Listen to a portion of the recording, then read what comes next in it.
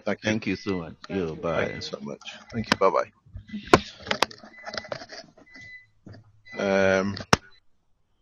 Rick, it's nearly 2 o'clock, if I'm correct.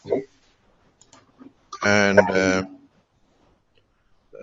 I think we promised we share the teaching of yesterday. We're going to a very extremely advanced level of space technology at the plasmatic level, which is understanding of the emotion and the interaction of the emotion and control for what we call universal communication. To a lot of you, this will sound like nonsense, but as you are not educated, we don't expect much. It's for those who will understand how in the space we'll communicate. What is the purpose of our emotion in interaction with what we need, what we would like to have in the space. You got to understand this is at the more or less highest level we have built over a year, 2 years of teaching. We decided to raise this that in the coming time, people who will start understanding, like the scientists in Ghana who want to be a part of the Edge of Science and Space Technology, understand how we will communicate in space. It's no use getting into space when you can't feed yourself and when you can't communicate. This we have started as we are getting ready. We are on the final stages of showing the full spaceship within the structure of the Keshe Foundation team. How we'll do, how you can feed yourself, but you got to learn how to communicate. So what you hear, I've asked Rick Raman to release yesterday's teaching to the what I call the first year students and the 3-year course, if the back end was done, is something like about 3-4 hours of teaching. You can listen to it or you can leave it, or in the future to go back on it. It is important, it's absolutely important that we manage to transfer this knowledge across for those of you who are on a governmental level testing. I think I give a very clear hint why we are releasing this. Number of space agencies who've been around the foundation have started testing, listening to us in development of their own space technology using maglev system. And if you are ahead of us as you are doing your test, as I call on a blacklist on the background, soon you will come to one of the first things you need to do is contacting or being contacted or being across the contact board and you don't know how to communicate. This is a gift to space agencies and you know exactly who I'm talking to. We are releasing this knowledge for you that if you are ahead of us and you have managed to break through in different ways, you need this to be able to stop any conflict in the space, because your thoughts are read before you come. And Americans usually have a habit of pulling the gun before asking a question. This time they can read your mind. The only loser will be you. So what we're doing, we're releasing this recording of the yesterday's teaching, specifically and partially with the Keshe Foundation supporters who are developing to understand it if they haven't listened to it. Secondly, for the space agencies who are testing, have followed, and they're investing a lot of money in our way of development. We know some 2 organizations are on the verge and they are there, but in being there, when you open the door, you need to speak. We are teaching the basis of the teaching of the speak, but we do it public in a way we say, we know what you're up to. Wish you all the best. I'm going to come off the line if you want to start the recording and let it be listened. Those of you who might come back in the future and laugh at it, it shows your lack of understanding of what it is about. But when those students who just joined or they'll join, in the 3rd term you understand exactly what this is about and what it is. This is the blueprint of the space language. Last week we released the blueprint for the spaceship and the structure. Now we start releasing a number of these things for what we call a spaceship program, where we are entering a point that we are about to produce crafts without dimensions, without physicality of the screws and platform what we are used to. The way the skin of the man is created from the fields, the way upper atmospheres of a lot of planets are created without any material but from interaction of fields. Now we are learning the same process. The way we see the surface on the sun is created through the same process. Containment for holding to the plasma. Up to now we produce plasma to release its effect. If you contain the plasma itself will create its own surface. This is what this technology is about. And then you will understand visibility, tangibility. So from now on, when you do such a thing, you should understand how to control it. And now that we release the plasma for it by interaction of itself with the other plasmas to create tangibility, we have entered the true space, age of true deep space travel, without the need for food or water from the planet, because we can produce it through the fields of the source of the plasma of the reactor. In this process, you have to learn. When you come in, you join the family, you open the door, they greet you, you know how to greet. You don't look at it and say, oh, it's delicious, I want to eat it, because before even you think of eating, he's already eaten you or disarmed you. So what we start teaching is the universal language in these teachings of today, and understanding of the characteristic of the emotion in different part of the brain of the man. In the teachings up to now, we always handle the physicality, how we change cancer, how we do this. But if you listen to the teaching of before, now we know the cause sits in the emotional part. And then the interaction of your emotion with another creature emotion, understanding the color and interaction of the emotions will give you the indication, what we call universal language. And this is what the teaching of today is about. It's the blueprint, partial for different aspects, but it ends up with the blueprint for universal language. And those of you who understand will understand that we have opened the door of communication with our family in the universe. This is the first part of it. We go in deeper part. We promised by the spring of this year, as has been promised in all the holy books, we open the door of universe to the man. And this is the first thing. When you are born, you have no language. We don't understand what you want until you start saying mama, papa, and up, and water, and whatever else. This is the language of the universe. The colors of the true thing of the emotion of the man and the other creatures that we only love, and there is no war. Let us listen, and maybe we'll answer. Mr. Kesh, I think this is the morning teaching you're talking about for Wednesday morning. Yes, and and was part there of the afternoon session, the back end, please. the afternoon session? I'm not clear on what part that is. I'll have to try to. It's the last half an hour, 20 minutes of it. Of the afternoon session after this one? Yes. Or was it the afternoon session of the... That's for the 3-year courses. Oh, okay. That's why I couldn't find it. Okay. I'll have to try to find that during this play. So I'll play the entire teaching, I assume. It's sort of got a setup to it and so on, and feeds into it. So I think we have to just play the whole thing and let it go. There was a part about the Chinese meeting at the first, and I wanted to know if that was okay to play. Pardon? It was No, discussed. don't play that one, please. Do not play. That's okay. Well, I'll have to try to get ahead of that. So, do you want me to speak while you're finding it till you're ready? Yeah, just give me a second.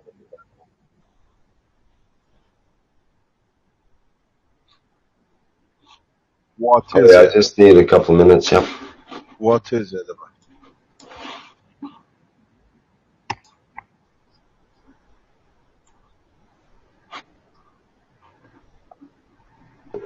Yeah, I don't know. I don't know this person. I haven't seen anything that, yeah, I'd rather see a presentation that's presented to us beforehand so we know what we're getting into there. We can do it for the Tuesday afternoon. Okay. Yes, Vince, I think we do this for Tuesday afternoon. that's okay. Okay, let me get this movie set up in the background, and you can. It'll just take me a couple of minutes here, I think. Okay, when you're ready, give me a shot. I'll give some more knowledge to add to the knowledge. First of all, what you will see in these teachings is the way we look at the structure of the life in the universe. We do not see arms and legs, but arms and legs are there to carry out the wishes of the emotional part. Emotions do not have arms and legs. Emotions have gravitational magnetic field strength. Very much like Earth has its own gravitational magnetic field strength, and its interaction creates the color of blue of the planet. Where, for example, the interaction of the gravitational magnetic field of the sun creates the golden color we know. But if you put the color of the Earth with sunset of the sun, we see different colors.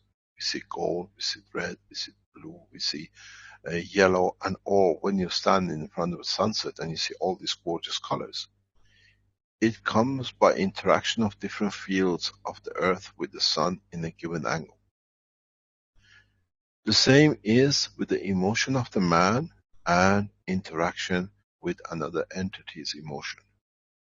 When the Earth creates a field and interacts with the sun, we see the white color, but we see the blue of the planet. What happens if our field changes slightly or sun moves in a different angle? The same field is the same, but in a different angle it creates a beautiful red sky just before the sunset. It's the same entity with a different condition of position of the field. In space we do the same. If our color is the same as of the strength, we get the white color. There is no interaction. We don't see anything. I love you, you love me. And if the true love is there, when the two fields are of the same strength, they do not create any residual. It means we are the same. Anger has a different color in respect to joy. When you are happy, it means you are giving. If the other creature is happy, is giving, what does it do? Because you don't see any color, but your emotion is happy in giving, you know he's in the same condition too. So this is the way in universe we communicate. There is no alphabet. It's the interaction of different strength of the plasmatic, gravitational and magnetic. This is how we started teaching in this semester in the final year. But on the other hand, a lot of students in the 3-year course are so advanced that we start partially to teach them the same. So in a way we are getting human race ready in understanding how the rest of the universal family works and communicates. That you don't walk in and you try to shake hand when the people don't shake hand and just bend in front of each other. You find your hand empty in front of nowhere. So this is what the teachings are. We are getting human race ready for one nation, one planet, one race. And then if you understand that, we are one race in the universe. So what we set out as one planet, one nation, one race is actually to walk you into one universal community. Are you ready, Rick? Yes, I've got that lined up here now, I believe. Okay. Thank you very much for today. I'll go offline. You can let it play. Mm-hmm. And add the back end of the 3-year course. Stanley has it in his recording to add to it. Please listen. This actually gives you an insight how we teach in the final courses. We learn from each other, and it's an open table. It's not a lecture that you have to listen and copy. It's adding to the knowledge. This is how we teach. This is how it's taught. And most of the people you see or you hear, they're with the teachers of the future of the foundation in their own nationalities and countries. Thank you very much. I hope you enjoyed this teaching, and it's the first time we have opened part of our private teachings into the public. And I hope it'll be as the same we'll try to do when the sensitive teaching is done, that affects the whole population of humanity on this planet in respect to universal community. Thank you very much, Eric. Thanks. Thank you, Mr. Kesh. I'll let people know that there'll be just portions of this. There'll be a plain whiteboard until things get put on the whiteboard later, but that's the way the conversation went. So I'll just start playing it. I'll do a screen share and we'll play that now. Thank you, Mr. Keshe. You're welcome. This is the teaching of the Wednesday, the 2nd. Anyway, we're talking about the emotion. Does the emotion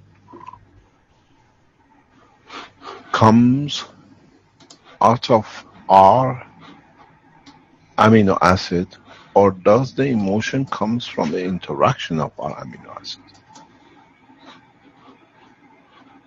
Do we need to standardize emotions? Or whether I feel pain, you feel as joy, another creature in the universe sees it as a threat, and another creature you see as a funny thing happening. Are we all watching the same thing, but in fact, with the perception of what we think, it means that thing to according to our culture?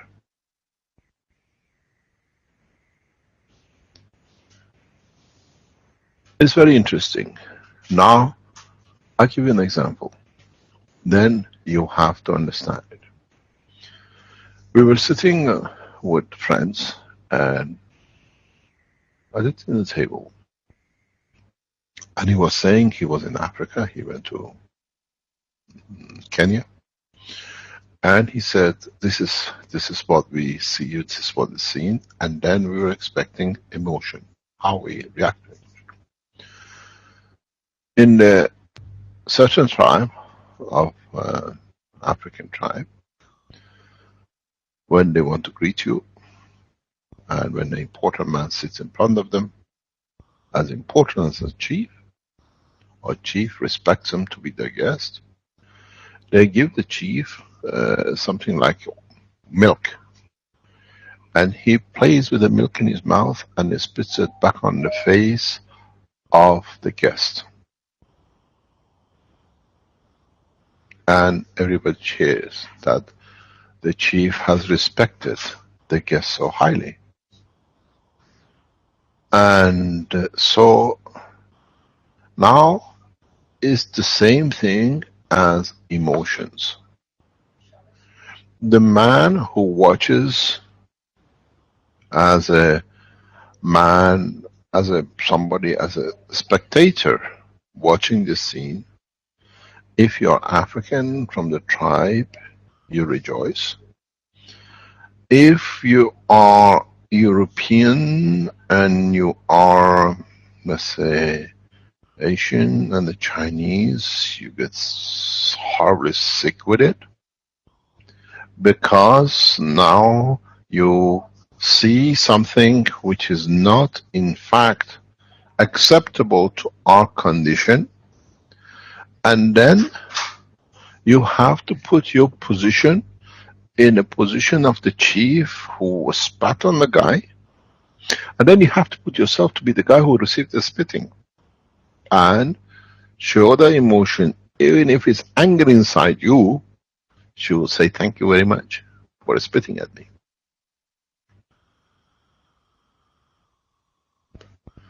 We all watching the same scene. We all are witnesses in different angle to the same event.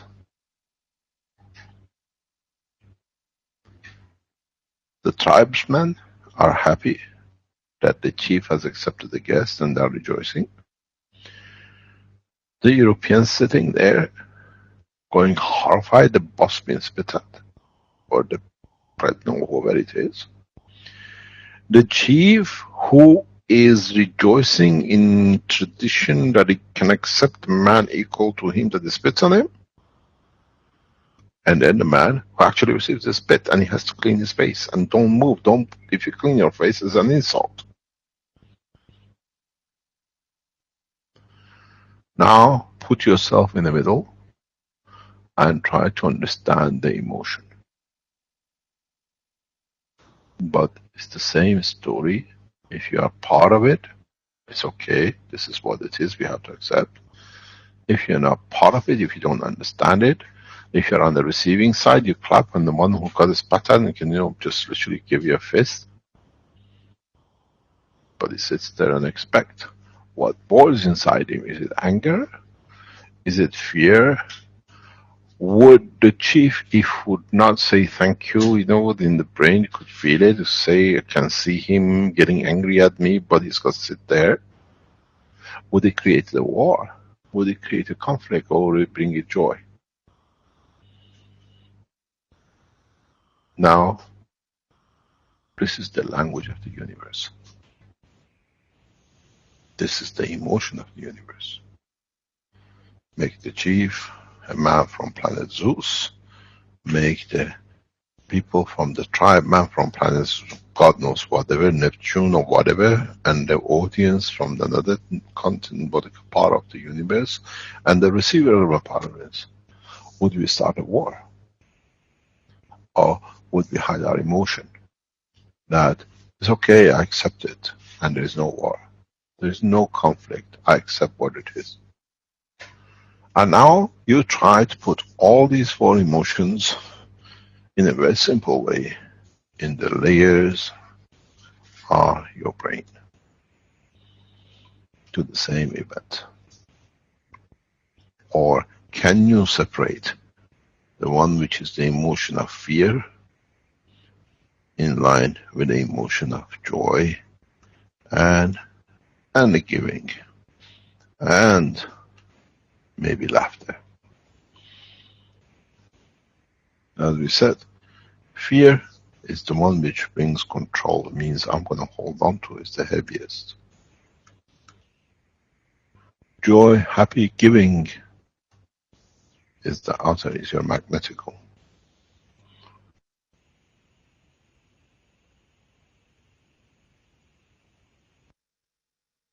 This is a very strange, very easy way to assess the same situation.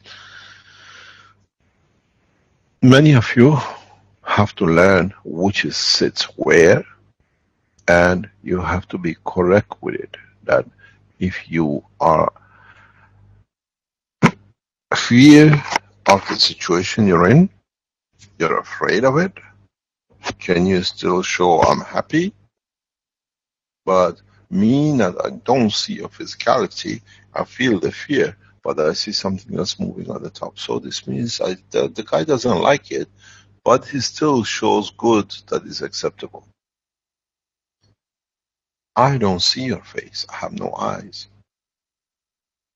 but I can feel your emotions. What do you see?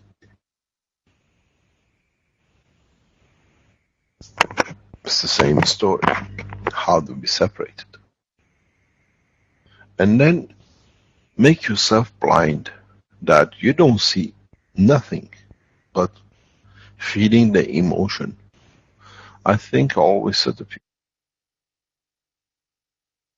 will be one of the best people to be the people of space, because they have already developed and separated their emotion.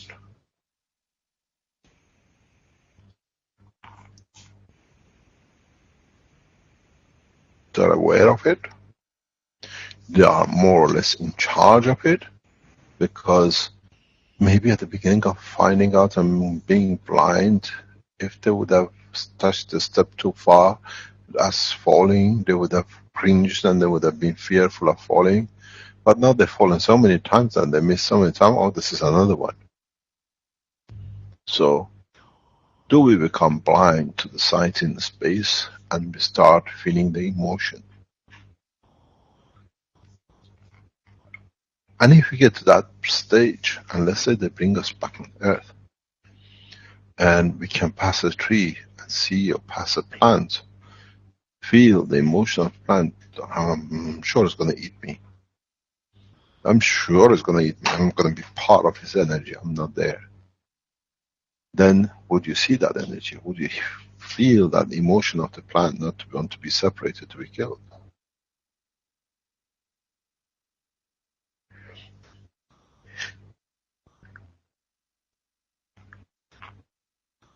these are parts of understanding. I dig into different pieces to bring different emotions. And then you have to understand where, in respect to you, that emotion comes from. And then if you can do it, you want to land, you come more towards the fear. If you want to fly, you go towards the joy. And if you really want to go zappy, you're going to go into the childhood one, which means I do what I like. But I call the zone of ignorance.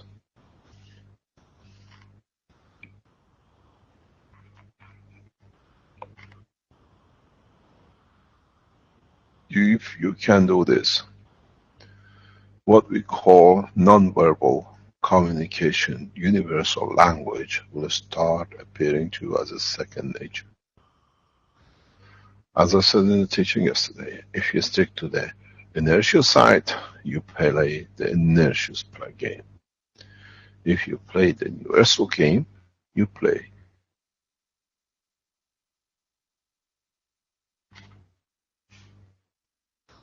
the plasma game.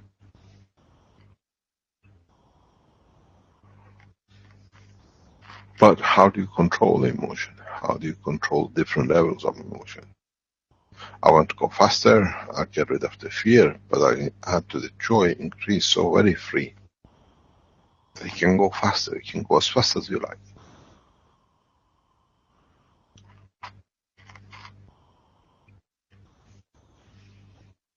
Any questions before I lose you again?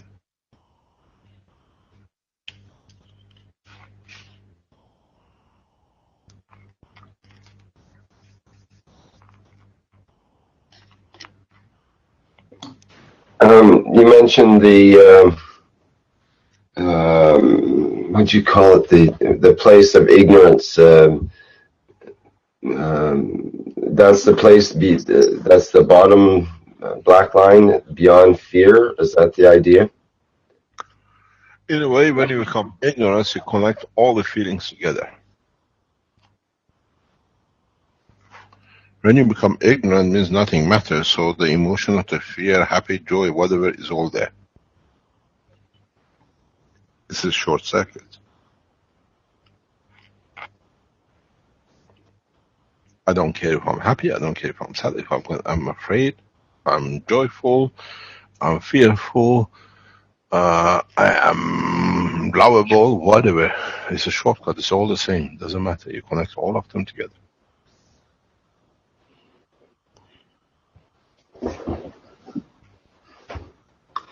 Okay, and the idea that you're putting forth is to make the separations, to deliberately create the separations in order to have the interaction of the fields, in order to create certain effects, let's say.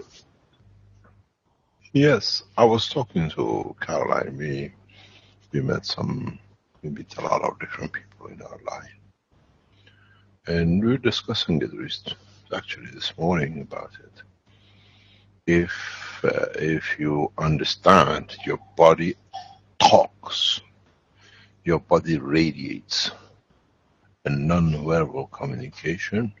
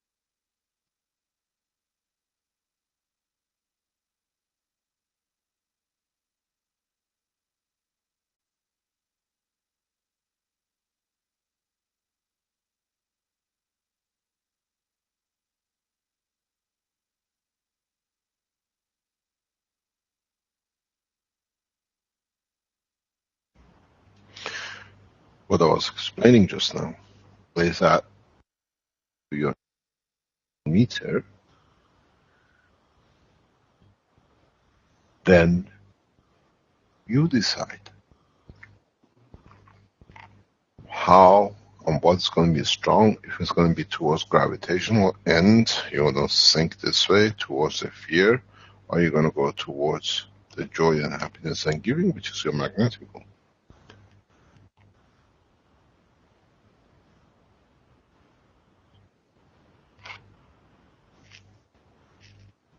Your body creates reaction, physical reaction in respect to your emotion. What I was explaining just now is that we met a couple recently that after years of having boys, they had a girl. And we thought, that's very cute. But she said we planned it and we got what we wanted. It was well planned. We asked, did you use this? No, we went to America, it didn't work. Did you do that? No, it didn't work. Was it selective genes? No, you can do it naturally. The conversation finished, and then later on, sometimes after, I asked Caroline, did you explain to you how she could have a daughter? Oh, she said, yes, it's naturally done. And explain what I don't know. Oh, she says, the woman explained that certain part of your cycle, your temperature goes high. And 3 days before that, if you find out, if you conceive, it's going to be 100% or more chances of a daughter. And it's very interesting. You just listen to it, so, oh, now I know what I want to do. I'm going to have a daughter. But I wasn't talking about this. I was talking about that few degrees of change in temperature. Is that the emotion that I'm getting ready to reproduce? That if you can create such emotion on a regular basis that it creates a higher temperature in your body, it means you are radiating a lot of things. You're literally a scent box for the ones who are looking for temperature. And in so many ways, if you think of it, the emotion has found a verbal language for itself. So, if we can measure that emotion of the reproduction with the thermometer, oh boys, what have we missed in the culture of man's cycle of understanding of his emotion and his condition, and his literally not only emotion, but his own motion.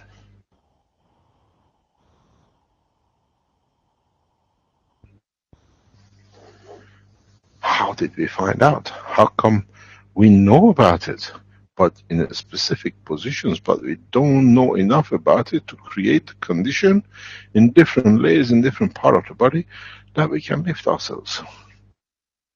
Can we produce the energy that we don't even need to walk? Would we go to the point that if we walk, it'll be just for pleasure? I'm going for a walk to use my feet. I haven't used them for 20 years. I want to know if they're still there moving.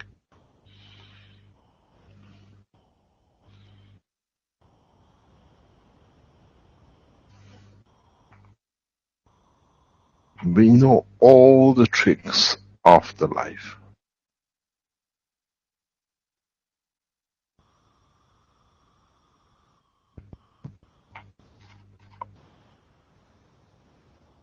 We know if we can measure with a few tenth of degrees change of temperature, we can guess when the boys are ready for play, that will release an egg.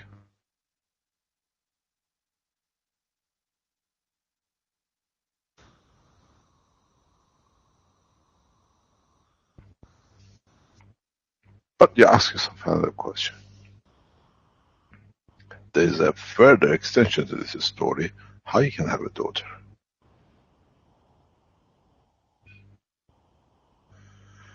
The human race, the human body has become perfect at it.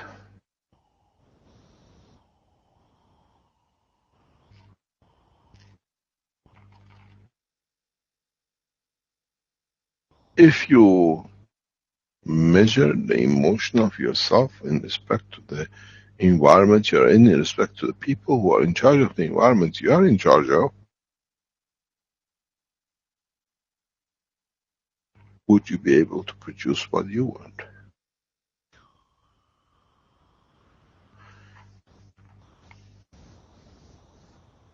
Any other question?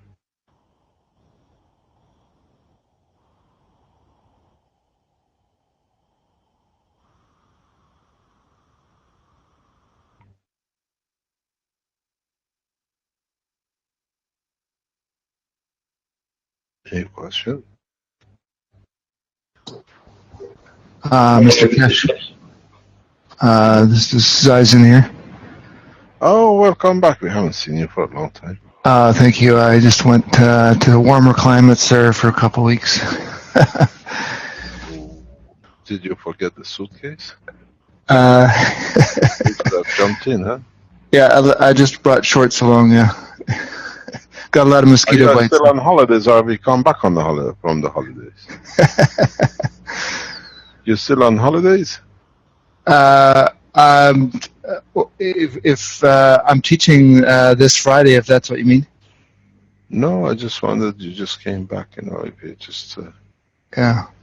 How is the emotion of holiday? Well, it depends it depends what one chooses as a holiday. Some like just being on a beach or whatever, but some like actually doing some research while they're doing it. So, yeah. I just went to meet some friends that I hadn't seen for 8 years. So to do with human behavior and whatnot. So it's nice to go into different cultures. Put it that way. It's very enlightening.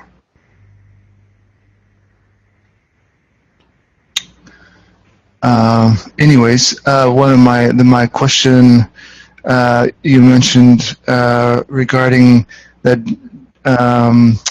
emotion can have inertia, and I'd never thought of that before.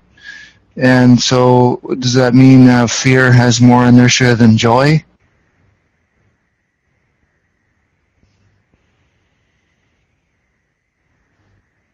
Is that, can you hear me? Yes. Okay. I don't know what you're trying to tell me.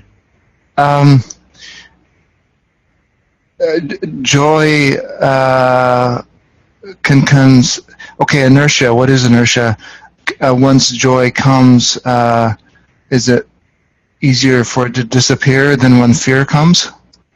Is fear harder to disappear? Would that be part of inertia? Once it's there, it has a tendency not to go away?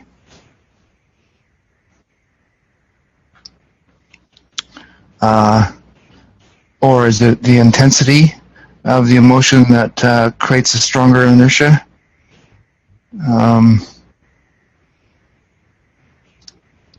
There's also, I mean, for me,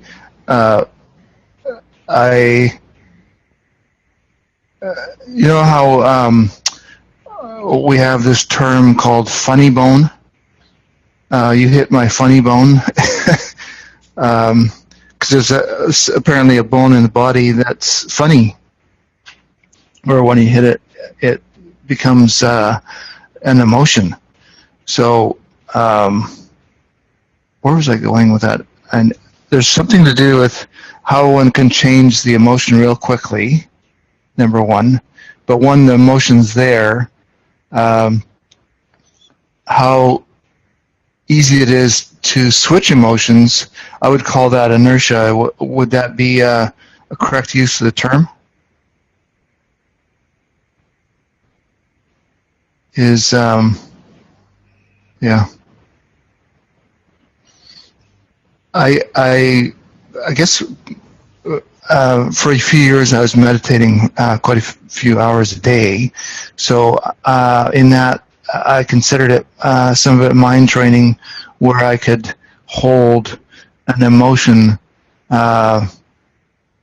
regardless of any outside circumstances. And it was a really good training, actually. Very good training. So in that way, I would consider meditation, for me anyways, it was quite valuable in, I wouldn't call it controlling emotion, I guess it is, but navigating emotion with a control panel, or so that the emotion is in charge of my control panel. So how does inertia work into what you're just saying now then? It's inertia, I guess, could work either way. If I'm in the joy realm, I can, to me, inertia is, it has a tendency to stay there, regardless of whatever else happens. So there's inertia there, so the joy keeps going regardless of a quick change in circumstance or whatever. So did you change it due to your attention on it and so on, or what changed due to where was the inertia there? Does the emotion have the inertia, or is it our attention, our identification with that emotion that gets stuck on it in a way with that inertia? Actually, that's a really good question. I found how to operate out of the higher field strength, if I can put it that way. So therefore, it's higher field strength than emotional, so therefore it's a lot easier to switch emotions at will. So the higher field strength is always in the center. So in the center of, say, the donut, if we look at the soul, if you want to put a physical shape to it, the soul structure, if it was a donut, and also then corresponding the physical representation of an the emotional center in our brain, I would see that also as a donut, or would that be a torus? A donut, a dynamic donut, hole in the center. The hole, I can viscerally feel the hole. So if I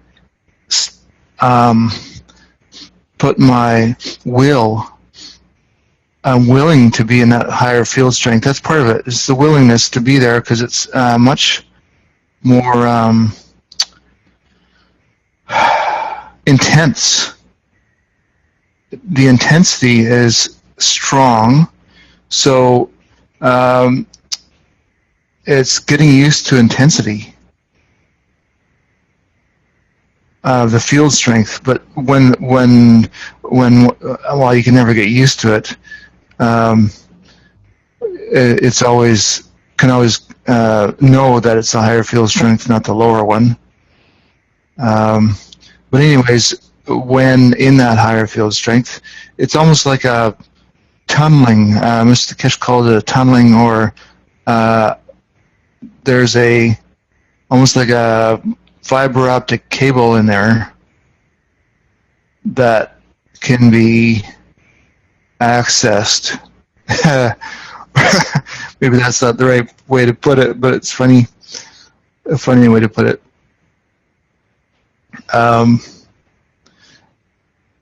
So there's things on even like what I'm getting back to. I'm going all over the place here, but the funny bone.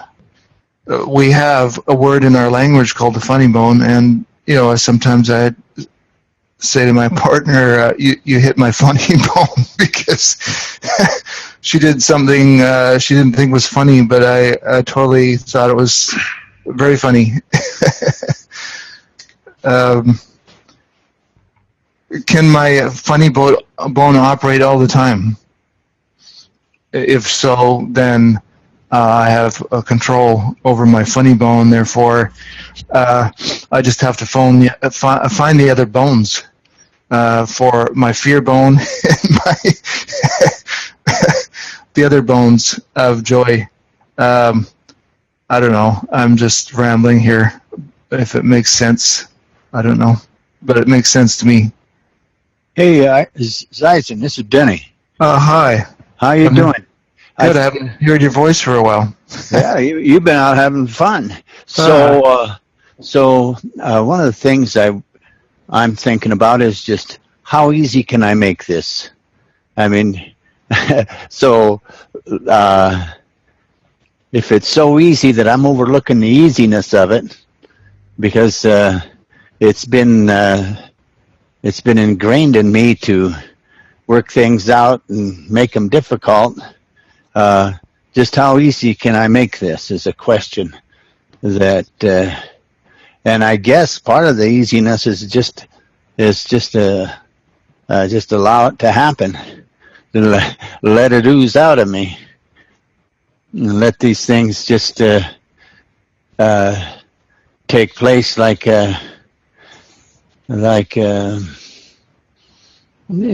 some kind of a bodily function.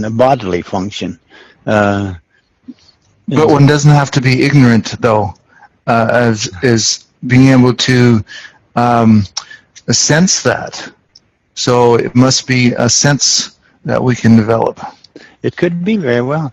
It's just like I feel like I have to go to the bathroom. I sense that. That's what's always intrigued me as guys.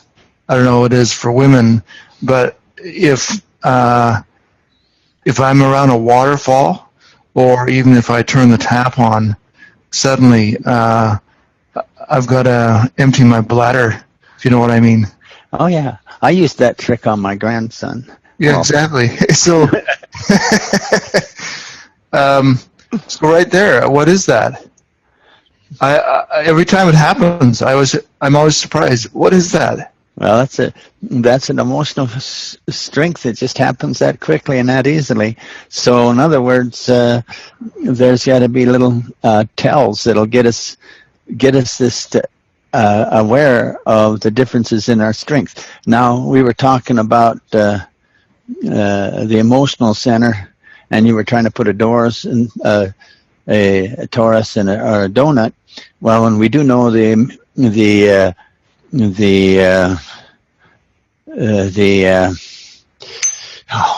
I can't even think of those the two halves of the centers. There's two halves. There's the you can tell me because I can't think of it right now. But they're the emotional centers. Two halves of the brain, you mean, or what? No, the two halves of that the thalamus, the thalmi, and so then you have a strength from one thalmi to the other thalmi, and so that's what will give you the ease in it happening. And so if you can, just like you can sense that you're going to make your left bicep bulge or your right bicep bulge, you should be able to do something similar with the thalmi. Some easy little trick that you know where, and it although it's emotion. And now I'm going to step out for a minute so that I can give a chance to think on this. and I'll let you go back to your thinking, but the thing that I wanted to impress upon us is how easy it just might be. Thank you for that. That's if I can carry on here for a bit. I would say it's the development of the will and the willingness to go there. Those were very paramount in my self-training in my meditation. So I think that's a very like we have very strong wills, stronger than our physicality, stronger than our emotion.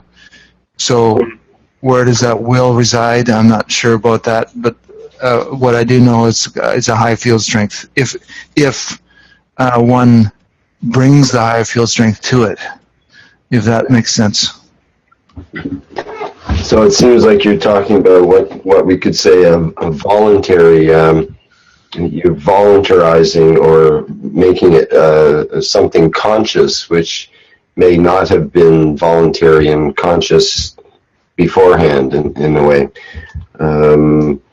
Like, where does that willingness and that will come from? It's probably not from the physicality, because the physicality sort of normally runs the show, or has its needs and wants and so on, so it needs to be fed in its own way. But I think that voluntary, that willingness comes from a different place, from, let's say, essence or spiritual place. And when that gets activated, it's much stronger. It's from the principality strength rather than something that's more illusionary from the edges of the creation, let's say.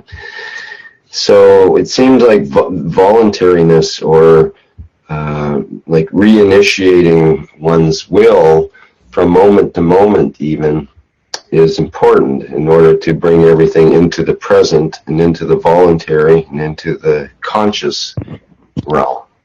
Yes, I love that, Rick. Reinitiating one's will. That's totally explains it. That's brilliant. And it has to be on a moment-to-moment basis. Otherwise, it was something in the past which is not relevant in the moment. In other words, something that was initiated in the past does not necessarily carry through from moment to moment if you get into that moment-to-moment space, which has to be actually recreated from moment to moment. And therefore, that's one of the jobs of being a creator, is trying to keep remembering that willingness and remembering all your parts from moment to moment, because it's a moment-to-moment job. It could act like a reflex. It could act like a reflex. The funny bone yep. is a reflex. Sorry, guys. Initiating one's will, maybe that's how one can overcome inertia, and I see the inertia as being the could be called the pre-programmed matrix that we agree to, so it runs on automatic. Sorry, guys. Okay, go ahead. This is Stefano. Hi. I think because some night ago I was talking about this with a friend of mine, and we understood maybe one thing very simple, which is I put you a little bit physical, but if I do like this, you recognize this is a clapping of the hands, right? While if I whistle like this, you recognize it is a whistle. Yeah, but okay. How do you whistle? Okay, this is because with our brain we manage to recognize collect the data and compare the different things. You can even distinguish with your eyes a pen from a fork or a spoon. This is because we collected the data, we compare between the data what was what, and we define that that particular thing is this. Okay. Yes, but okay. Let's say. Sorry, Mr. Cash. Go ahead, please. Put it this way: what is a spoon to you? It might be a fork to me. Yeah, yes, but what let's take it a step further. Let's take it a step further. You have to remember, and I touched it yesterday, the biggest radar to judge an information is your skin.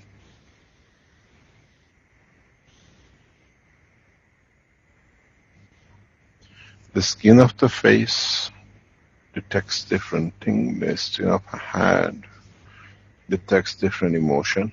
The skin of the foot has different emotion. We don't feel exactly the same, our own skin to be everywhere the same. Do we use our right hand for emotion of the laughter? And we measure our fear with the tip of our fingers on the left side, because it's your gravitational, it's the side you take energy in. Do we go into the point of understanding from our skin our emotion?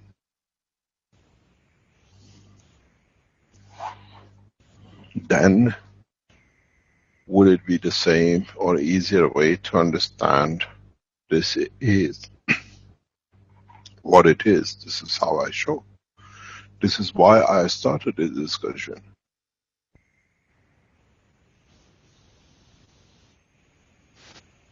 Would we become blind and only see how the interaction of the motion with the physical structure creates what color on the skin? That we recognize this is fear, this is joy. Do we extend the knowledge to understanding of what we receive from our skin? If I receive this field from such an entity and I absorb it, it's like a wind. I know it's a cold wind, is a fear wind, is it what?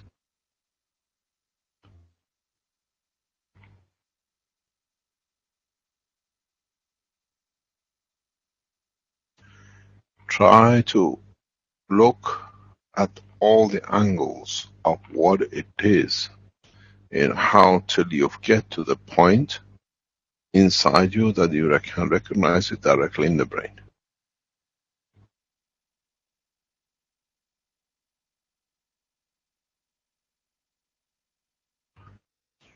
Do we go to the point of releasing an energy and seeing what other people feel? Keep your face very straight and send a message of I love you, which is the joy of giving. I'm not expecting any back. See if they raise their head and smile at you. Or you see somebody frown at you, I love somebody else, I don't need yours.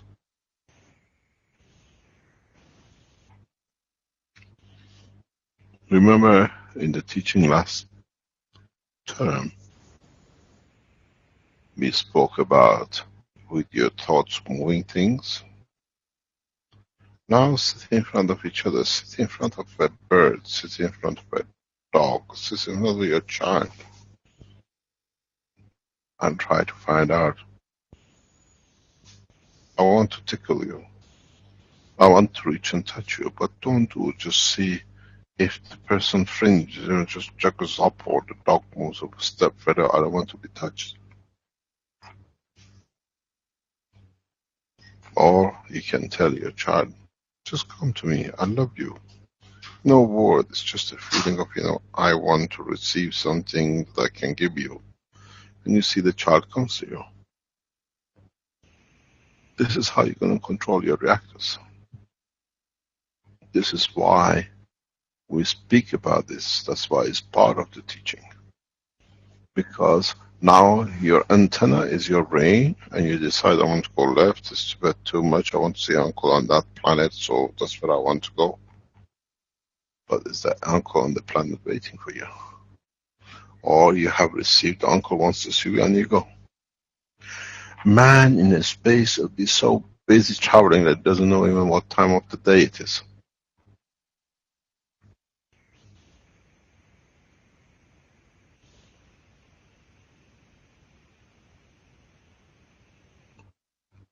What do we read in the signature of our fields and emotions?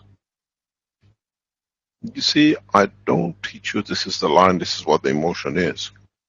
I leave it open to you, because that emotion can be different between all of you, but you all feel the same.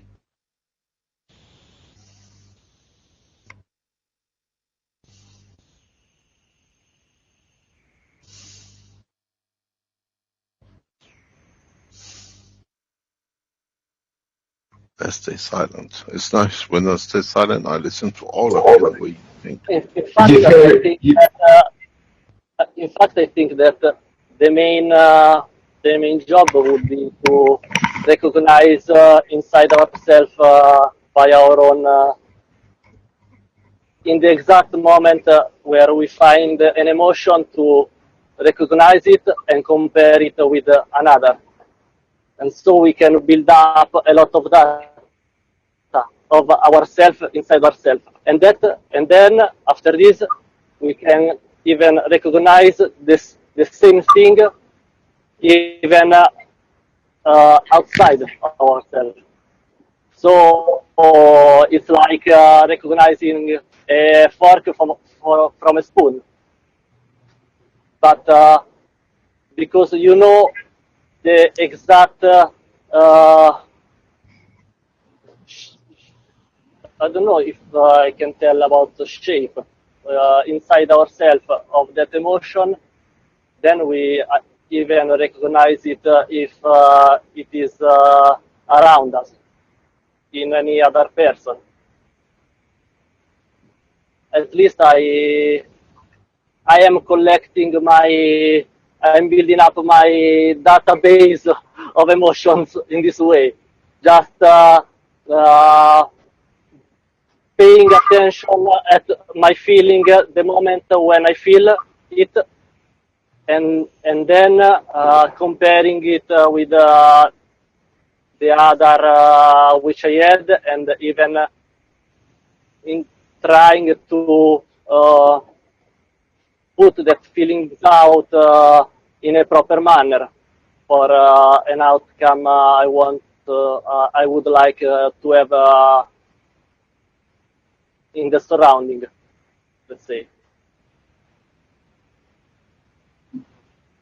And about that, we talked about the way you greet everyone in the online teachings here. Every time you come in, you enthusiastically say, hello, or I think that is a good base. Actually, I think the good base is the peace of mind. From there you can build up, because and if you aren't able to stay quiet with your mind and with your feelings, you can even analyze any kind of thought or emotion is passing through you. While in the moment you achieve an inner peace, an inner quietness, it's very much easier to put your attention on the right spot, let's say. And how does the enthusiasm, the emotion of enthusiasm, or one might say joy, tie into that? To me, it's because I'm accustomed to it in some way. So I know what it is. So when I want it, I do. Does that come from, first of all, It's experience. Yeah, it's the baseline of peace of mind first? It's like I was telling you before. It's like when you collect a lot of data about yourself and about your feelings. It's because during our life we don't pay attention to our feelings, to our emotions. But yeah, in but fact, that's you. What about the rest with respect to that emotion? It might be anger to you, but joy to us. Why you get angry and the rest of the laugh? this is I never considered. Wait, but I don't understand what you mean when you say anger to me. You see, you fall, you get angry, you drop something, but to the others, it's to you is anger, but the same thing is joy to the others. They laugh. Look at him, he missed the step. Or someone that's laughing and you think, geez, how could they laugh? I'm having such a rough time. Everything's how could someone possibly be laughing at me, obviously, or that kind of thing. Yeah, but this is a subjective point of view. But I'm trying to understand. That's okay. Let's put a measure to it. Let's take it a step further. We all buy a distilled water. Distilled water is distilled, doesn't matter where it means it's nothing but just water. A lot of you have seen these machines which they put on. If the frequency is love, it will make the sign of love a heart. If it's whatever, the water will give you the emotion of how that frequency is. Yeah? Now, all of you in this team, get yourself a clean glass of water and a bottle of distilled water from the supermarket, which is clean, there's nothing in it. And all of you sit and watch and try to see what your emotion makes in the water. Does it make us, I love that one. The cup will make a love sign, heart sign. And then go to the book and get the book. Says this is it. When you see the water is this shape, it means anger or whatever. Shall we all buy a standard book that we feel this is my emotion, but everybody reads this is the love, and the other one you make your love with the same cup, and if it goes there, now we know this is the emotion. Shall we carry a cup with us everywhere?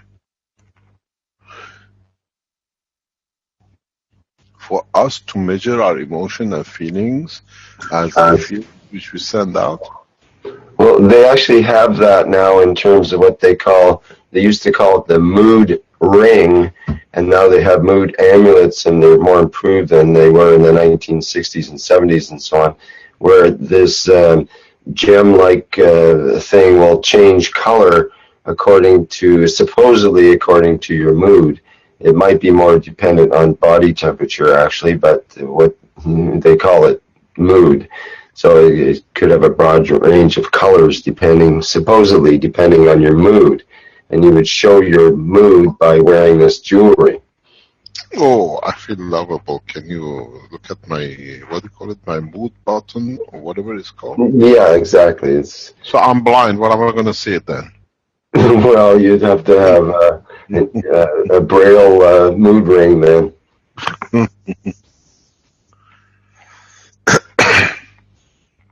So we do know that oxygen has magnetic properties.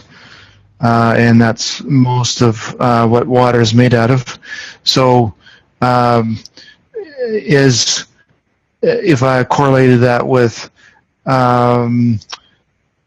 the mind, if the mind has magnetical properties, or the brain, if I want to put it that way, or the field around the brain, then it can be, how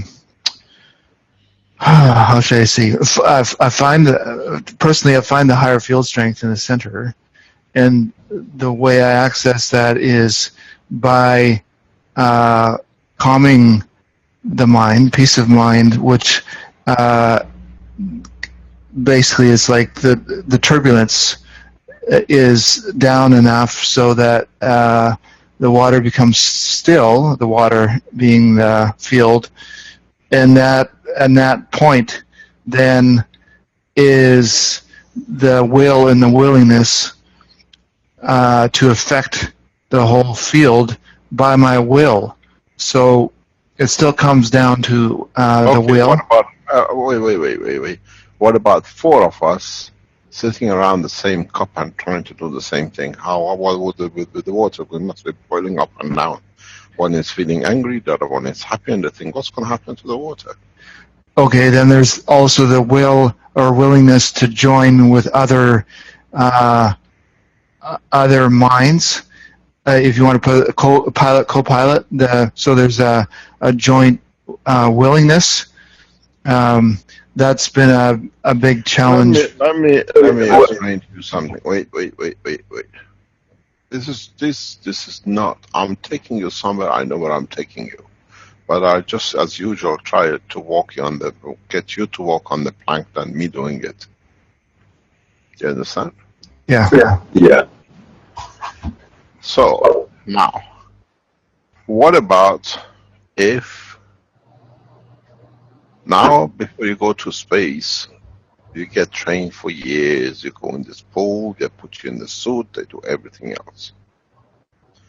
What about we create a cup or a water that we make a standard for it?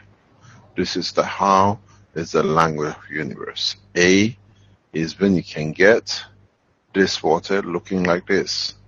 B is when you get this signs from the glass of water. C is when you get this shape, the water waves this way. And happiness is this. I don't eat you is this. Shall we make a vocabulary of the emotion compared to the water? Because the water shows us.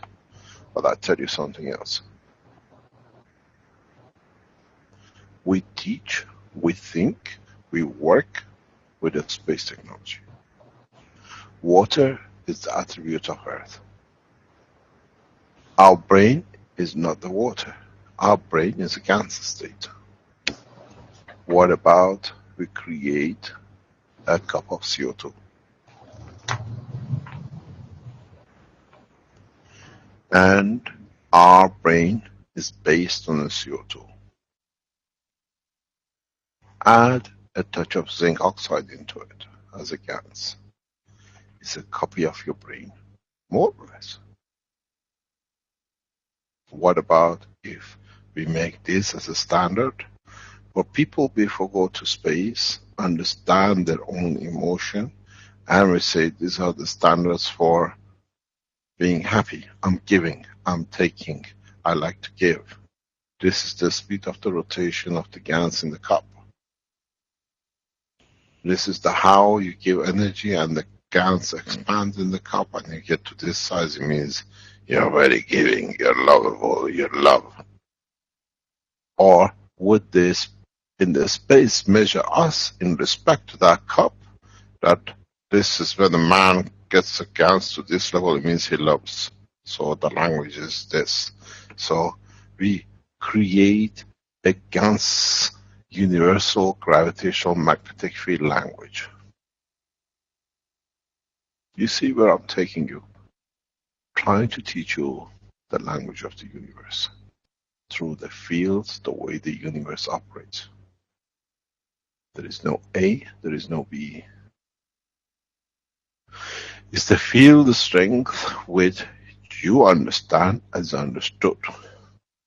We don't carry a vocabulary of dictionaries with us. We carry a vocabulary of emotion in the field, the strength of giving and taking. This is why I brought it public teaching in the level of the layers of the brain of the man.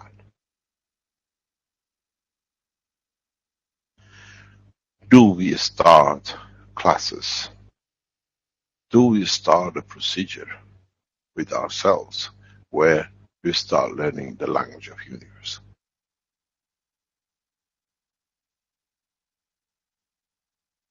Does your emotion, which becomes like a son, we just give? When they see the man, they say, look, he's a giver, he's kind, he's love, he's in love with the universe. This is where I'm taking you slowly, slowly, to teach you the language of the universe. Then, the way you give dictates, I'm prepared to receive so much, but I don't need. But I'm giving this which I don't need. Maybe he likes. You don't speak a word. You give your emotion.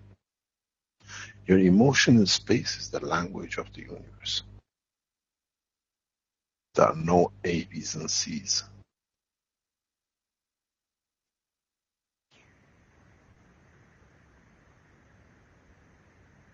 Inside us, as a race, as a human, we feel the fear of the end.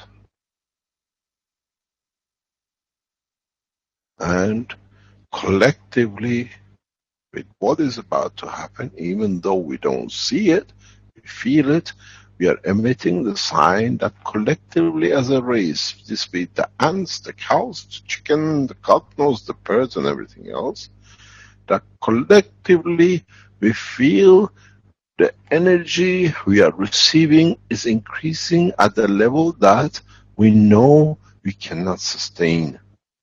So collectively we are radiating a field which in the universal language is a SOS. And do we have the creatures of the universe on standby? That when it comes, we go in, but don't forget that our thing is coming.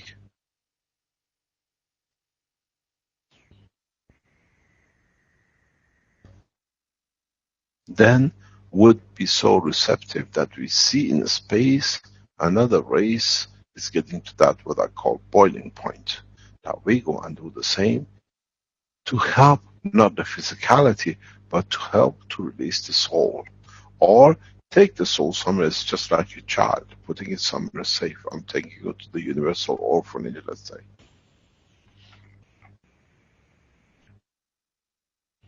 This is where we're going to. Not for you to get interrupt the same as before with the right hand coil and left hand coils and up down coils and turn it this way and different wires. No.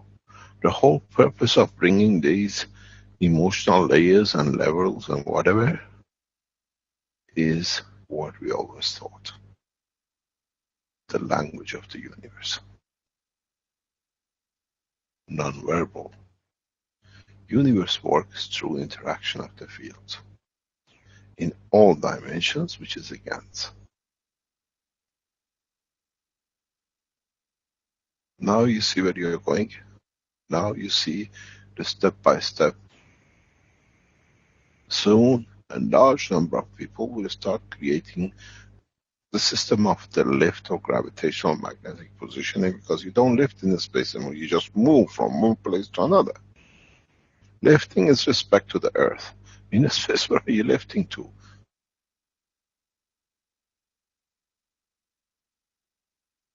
You're always forever in motion. And when you are travelers of the universe, it's like when you go from Italy to France to Germany, you go further to Spain. In the universe, the same. We come across different languages, different cultures, different entities. But does your entity change? Or when you smile, everybody smiles. On Earth, we know moving your lips to the side means I'm happy, so we call it a smile. Is there a language of smile in the universe? I'm happy. And is that language in the amount of the field you release? Do we see how much comes in and how much goes out? The more goes out, the more goes. You take one in, but you give 4. It means the guy is a happy guy. He's a giver. I can't do anything because he gives so much that he doesn't let me come close.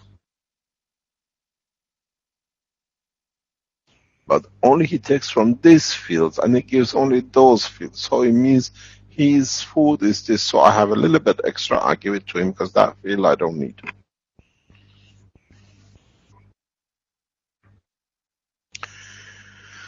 I'm walking you in 2 directions with your emotion. 1, trying to start teaching with a universal language. 2, in controlling, in talking, you can do the driving too, in where you want to go with it.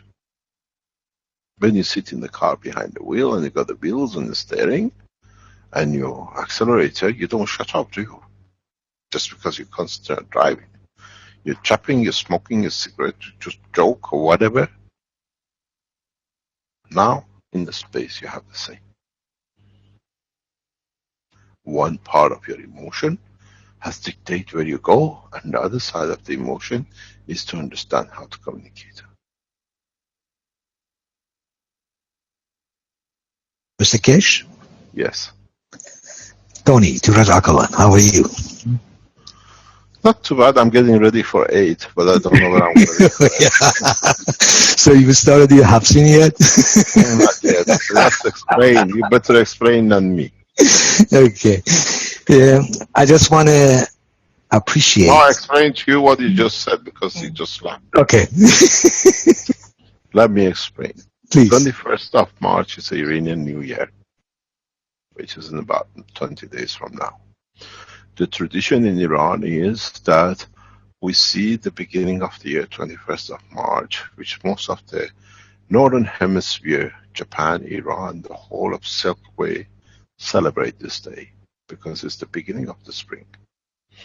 Over thousands of years, the Iranians have measured the second when we enter the zone of the spring. We measure it to the second, sometimes falls the beginning of the new year. It's not like European 12 and 12. It takes 365 days, 6 hours and something, or 12 hours and a few seconds, that the Earth comes back to the same position. And we measure it for thousands of years. We are so wise to it. And we sometimes falls in the middle of the night, 3 o'clock in the morning, sometimes it's 12 o'clock in the afternoon. We stay for it. We call it the Salat Tahwil, means the time of evolution, revolution to the next cycle. And we celebrate it, and we start the celebration days before, from around the 1st of March, 2nd of March, which is today. We plant seeds that by the 21st they grow to shoots, and we call it the sabze. So the beginning of the cycle of the New Year celebration starts from yesterday and today, that we put the seeds out to grow. That sits on the table. Initially, we used to call it she, but now this started with se, which means we put 7 items. We call it haft. Sin haft means 7 things starting with letter S. Sabze is one of them, which means the beginning of the life. We give life ready to live. Because today, 1st, 2nd of March, is the time when we start getting ready for it. Yes, indeed. Yes, indeed. Anything that... And there are other things we put on the table, and I was just asking, Mr. Akhawan, are you ready for your... It gives me an excuse to celebrate. Amen. The Iranians are celebrating. The Iranians, the Zoroastrians, we always celebrate. Life is too short and is very magnetical because it brings joy. And that brings us to the roundtable discussion that I've been enjoying listening to your teachings. And I just had a little bit of a flashback of what you started this teaching on the 2nd of October 2015, that if you wouldn't mind helping me on your board writing what you mentioned that motivated a lot of people, was we are using matter state, 80% of population dwelling in that. Then we go into the nano state, where 5% of the population of the planet. And then we go to the GANS state, which is about 1% approximately of the population. And then we go into the plasma state, where 0.0001% or 700,000 out of 7 billion people on the planet dwell in that state. But the goal is, as Mr. Kish mentioned, if I understand it correctly, is to be beyond plasma, where you manipulate the plasma. And that's how you become the pilot of the spaceship that Mr. Kish is talking about. So to be a pilot, as I was listening to Eisen and Rick conversation, Eisen was talking, you have to, there is a will, as Rick was saying, that is so powerful. Gravitational magnetic field is so powerful, that will, which I call it intention. The human intention, absolutely right, Eisen and Rick. Human intention is so powerful that if we are aware of the human intention, that's the pilot sitting in the spaceship beyond this solar system and these galaxies. So, with your intention, we have to understand, if I understand it correctly, to manipulate the plasma, our intention, let me back up. The way I understand what Mr. Kish is talking about, from my point of view, is we have to be aware of these different colors in our emotional part of the brain, which starts with fear and ultimate magnetic field is joy. It is all about the gravitational magnetic field that we can manipulate the plasma. So that awareness in this roundtable discussion, that awareness, it's your intention where you want to go. You want to descend or you want to ascend. So knowing that, in order to be that observer, that objective, what Eisen was talking about is for him, he drops to his heart, where he's free of all these things, just being in that center state where he's feeling, he's not thinking.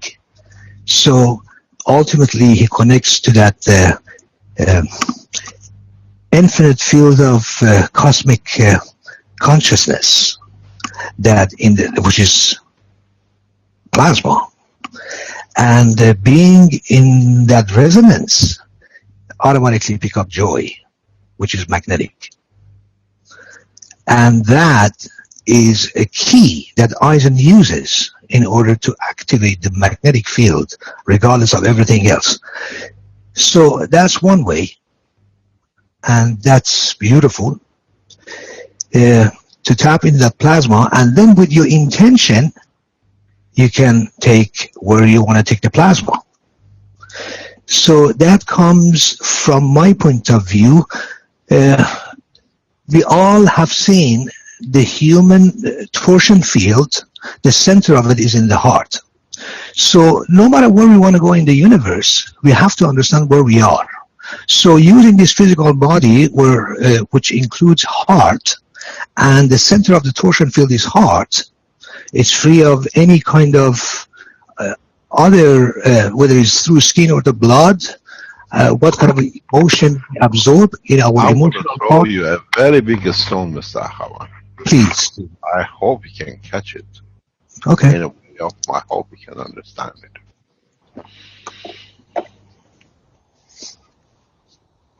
At the moment, we have a digestion system, which is there to convert the energy of the matter to the energy of the body.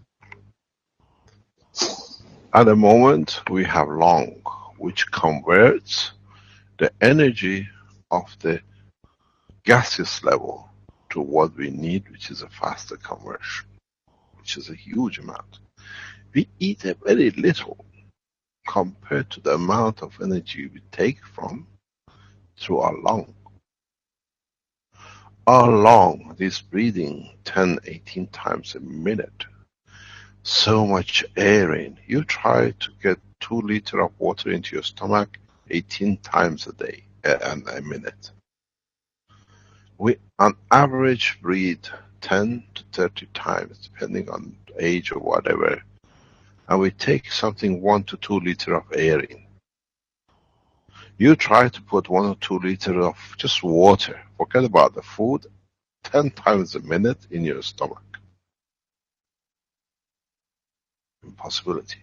We hardly, this is why my teachings always say, we take 20% from our environment by physical, because the rest comes through the body. Now, the point is, when you learn the way to absorb energy from the environment through your interaction of the emotions of your brain, you lose your mouth and you lose your lung. You have no stomach, you have no digestion system, you have no lung, you have no need for the heart.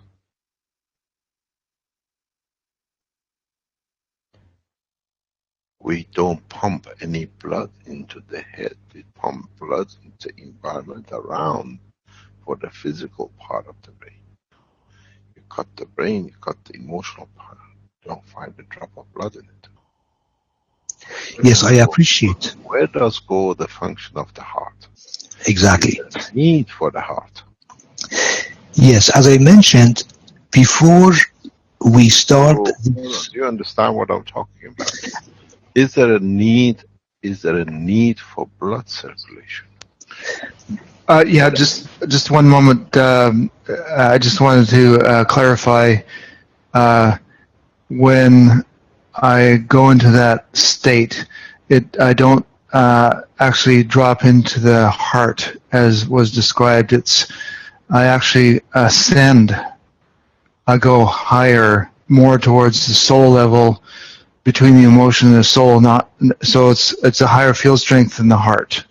Yeah, but what I'm trying to explain, in space, our physical structure shall change beyond recognition of what we carry on this planet. That if we come the passengers of space, let's say on the Earth time of 100 years, when we come back, earthly people, we are foreigners, we are aliens, because we've gone through the evolution of understanding. Yes, I understand that. You understand this? Yes, so I understand. We have no heart. We have no need for the heart, because we learn to absorb energy in a different way. Because we are not eating, there is no liver, there is no kidney, there is no intestine. Exactly, and I understand that perfectly. Now you understand? Yes, so, absolutely. Is there a need that we emphasize on a pumping system where there is no pumping needed?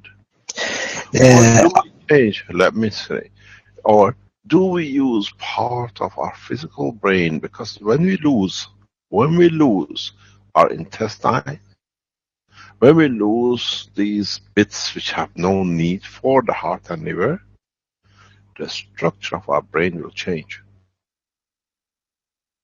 This is something none of you contemplated on. Let's open the doors. As a matter of fact, I perfectly understand what you're saying, Mr. Kesh. And I wanted to use... How do you feel with the changes which you're going to receive?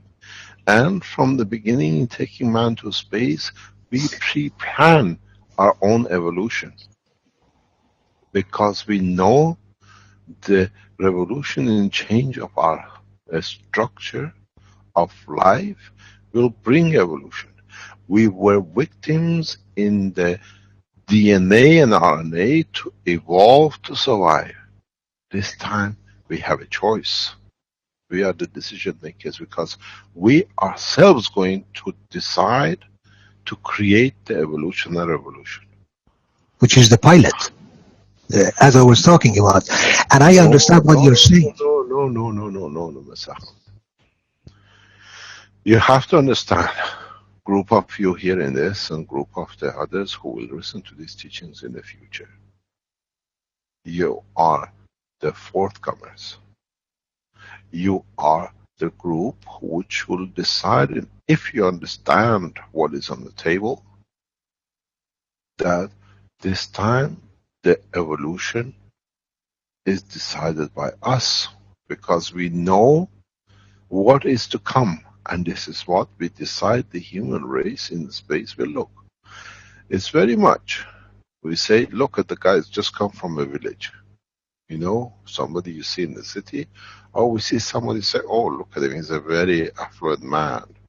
He's got a culture. Because one came from the village and it trained itself to become affluent. And if you come from somewhere in affluent, you can see the monkeys pretend to be. In our cycle, where we sit now, this moment in this teaching, maybe 20, 30 of you. And no one, the rest of the 7 billion, is aware of what is to come. And if it wasn't spoken today, you could never imagine it, there is such a thing. But I put everything to you step by step logically, that you can see. You go to space, you're prepared to go to space. Space, in going you need to learn the language of space, but in the space there's no food to eat, so you learn a different way of absorbing your energy to convert your body that you can exist, to sustain your physicality and your soul. So as you can't eat, you don't need mouth. As you can't breathe air, you don't need the lung. So physically you're going to go to evolution. Man will change beyond recognition in the next 12, let's say 100 years. We cannot, when we show the pictures, I can't believe this is the man. When we lose attachment of physicality, some fingers will go, some foot will go, but would we go strong, active, that there is a little brain can supply, because now you have no blood circulation. Now you can transmit immediately, there is no need for nerve system. Now there is no cancer. Now the man become man of the space. Yes, I appreciate that. How do you plan to change the structure of the human body that you will change into become the true man of space? In many of my teachings, I always refer to this beautiful woman who I met. She was in her 20s.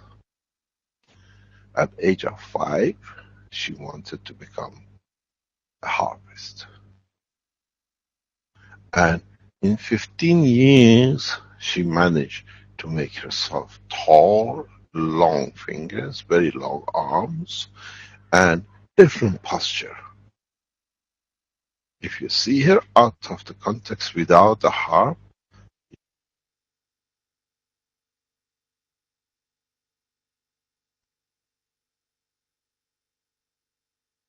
of the evolution by the desire. I want to be a harpist. I'm a little child. The strings are too far. I need a longer finger to reach. Every time I try to reach the last string, my emotion tells me I need a longer arm. So I put energy into it that the arms and the finger can make that string up the last. My head needs to be high that I can see from the top. I don't get the harp topping up on top of me. In next 20 years, man will go beyond evolution in a very rapid way. It's you who has got to decide the change of the evolution. Because once you do, the emotion which you create in the need for the change to survive the space but be a perfect will transmit through your emotion to the rest of the human race. None of you is ready for it, but this is what's going to happen. Yes. So you have to understand, we start teaching very deep in space technology.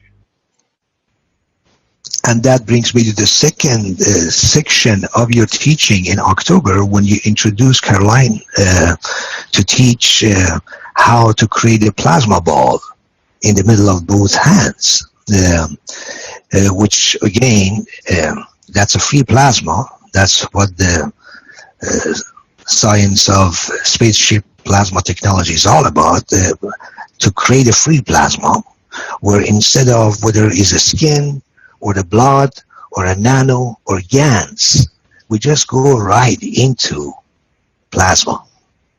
So with the human intention as a pilot of his own spaceship, the intention where we are going, before we have to know where we are going. The way I understand, combining your teaching and Caroline teaching and others who contributed so far in this roundtable discussion. So creating that plasma using our own energy is where we put the intention in the middle of that plasma, that we dictate, we manipulate the plasma through our human intention, which is incredibly powerful. And your left hand, if it's point A, and your right hand is point B, since we are living, this is a little bit of a kick I'm throwing in that Caroline did not cover, but it created a resonance in me to bring this subject up right now in this group discussion. We are living in a vibratory system. Our emotion is a vibration, the light is a vibration, the plasma is a vibration, everything is a vibration. We are living in a vibratory system. So everything is a wave. And with the human intention, when we drop to our heart, because we have to understand where we are before we go where we are going. We know where we are going, but where are we right now? And how do we plan to get there? So we have physicality. We can use it. For me, when I drop to my heart, I'm free of any thoughts. So I use what Caroline taught. Left hand is your gravitational for man. Right hand is magnetic for man. And when you interact this field, you create a plasma ball in the center. So with the intention, this is a little thing kick I'm throwing in. With the intention, since we are in a vibrative system, we are living in a holographic universe, including our skin, our lung, our heart, everything around us is holographic. So with your intention, when you create that plasma ball in the center of both hands, the intention is, how would it feel like to collapse the wave of holographic, whatever it is, fear, anything. It's a shortcut. It's a backdoor. Rather than analyzing which color is which, you just collapse the wave. Put the intention. How would it, and who are you asking? You're asking the plasma, which is the infinite possibilities in the universe. Everything was created out of the plasma. Has consciousness, has intelligence. You ask it. That's how you manipulate the plasma. You create that plasma ball, and then you ask it, how would it feel like to collapse the wave now? And let the plasma answer. And everything will collapse. Fear, anything.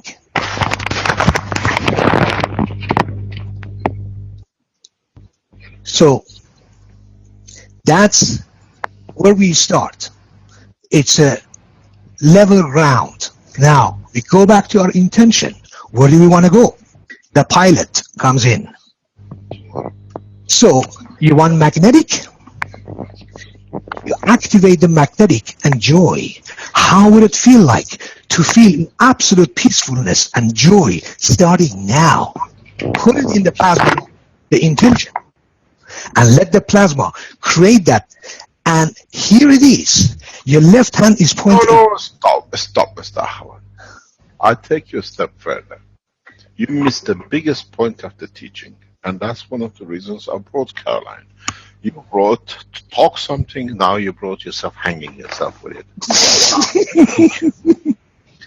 You're good at it, so I use sometimes your own ways to bring in new ways in.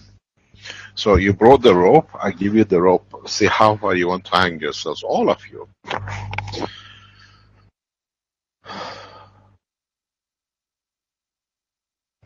You put the head, you put your two hands out and you created the plasma. When we say the plasma, what we see as a GANs is a ball which receives and receives. Have you ever thought, I make the plasma to be my soul and move my physicality inside that plasma, and wherever I need to, will manifest myself in the physicality of the dimension I appear in. A lot of you miss this. That's the intention. No, that's not the intention. That's the only solution. I would say it's more of a willingness. Yeah, and depend on. It's not a willingness. It's not a willingness. It's the fact of the reality. Sorry, Mr. Cash, could you repeat the concept again, please? It's not a concept. It's something which you will have to do in a space. You see a lot of light, flying light balls. A lot of you have come across it. A lot of people report they see a flying light bulb in the space. These are the entities which have managed to convert themselves to the plasma of themselves. In a way, the light you see flying is a GANs, where the passenger is inside itself as part of it. In a way, when you create these plasma ball, I taught you how to create it. I especially brought Caroline to show you. Is in a way how you bring your fingers together in it to open it, that becomes your new jacket. And what you emit from it becomes what you want to be. What you are prepared to give and take, in a way you become the sun. Where within, through your emotion, you control the sun. The question is the sun the reality of the jacket of an entity that in radiating manifests itself in everything and human body and the rest of it as part of it? In a way, if you can control this plasma, you create this plasma, it's like the clothes you cut and wear and you sew and you put on it. Now we go to the next step. Some of you will understand why you are even here on this table, as you call it. We know the soul. As I said once, hello friends, we know each other a long time. It's nice to meet. But now we speak the language of the man, that the man can do the whole thing. It's just like a bunch of people in the theater. We have rehearsed enough. Now we show the show. If any of you think you're around this table by accident, I tell you good morning.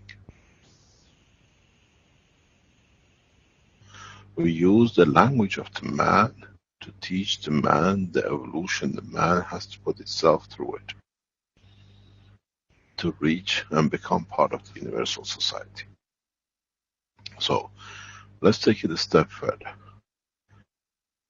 We came out of the light, we manifested in physicality, and now with creating a ball of light, would we go back into it or inside it with the full knowledge that we don't need anything else, but we can become physicality at any points we like? In a way, instead of sewing a shirt and the trousers, and putting ourselves in it.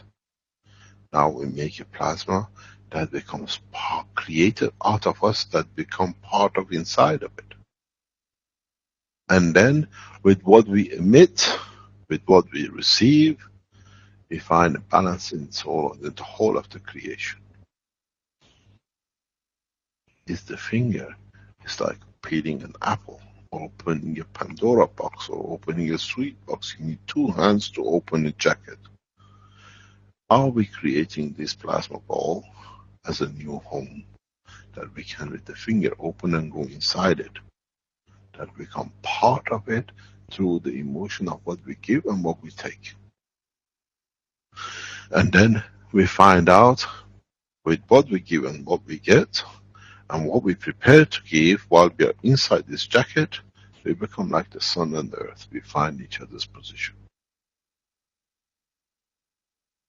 If man understands what I just explained, you have entered in a true universal understanding of the condition of the travel and correctness and fairness. Thank you for reminding us, and we are all remembering. And as you mentioned, there is no coincidence. Everybody's at this roundtable discussion. Good to see you all again. Actually, hearing you all again. I'm probably here by accident. We never know. We are accident. So this is kind of interesting, Mr. Kest. So that little ball of light, is there a humanoid in there? You are the humanoid. You didn't get it? No, I didn't get it, and I began to follow when I lost my heart and my fingers and everything. I knew I lost part of my brain because I don't have to send a message to that part of my body anymore. So my brain, I don't know, has no need to be as big as it is unless it has some other purpose, unless I need more GANs in my brain. So now I'm becoming, that ball of light is like a soul. And so, and that soul then has all the attributes of becoming whatever it wants to be. If was it this way, let's just put it this way. How much are you afraid of losing the physicality as you know you become the light? Well, I guess at my age, I'm probably not too afraid, because if I keep going the way I am, I'll find some other essence to be, because I probably won't be breathing.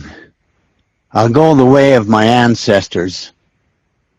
So I guess the fear is not very much for me anymore. Could it be said that the evolution is from being verticals and horizontals to being a celestial entity, like a planetary? So then you act as a planetary with a maggrav instead of being earthbound, or so. Then I want to put it to you in a different way. Go ahead. When you look at a cup of gas with so many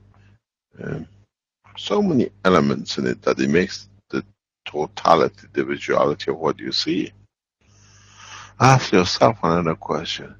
How many beings are inside this each cup, that they are looking at me from inside out and I'm looking from outside in? They laugh at me and they're more mature than me. Out of each individual gas, which has become a plasma, a being within inside. Go back to the writing of Baha'u'llah. He says even the stone has a soul, but different level of the soul. Even the stone, even the stone which to us the hardest thing, has a soul. Is it our ignorance, as now that we know the atom and the plasma in collection of the state of their motion appear to us to be there, are a living entity, that in fact by going inside we find out the truth about what's happening outside? Muhammad, bless his name, refers to it, Ashhadu anna Muhammadan Rasulullah. At the beginning it says, La ilaha illallah, means the unity of being. So it's not just a God, but it's the totality of it. You are part of it. It's how you want to look at it. In other words, if you look at the Christianity, is in the writing of Christ, blessed his name, he says, "Thou shalt not steal." Because when you become a light, you cannot. You're a giver. Have we read the messages the wrong way? And if we read it the right way, would we see the path into the universal community? Is it a hidden code for us, but we are so physical that we didn't see the real code?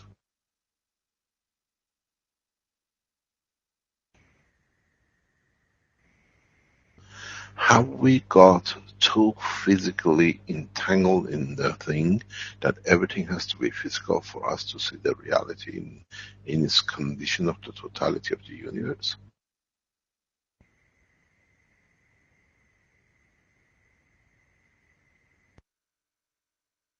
Do we go back to the word of Zoroaster where it says, Pendarani, Guftarani, Kedarani, means think correct, act correct, and live correct.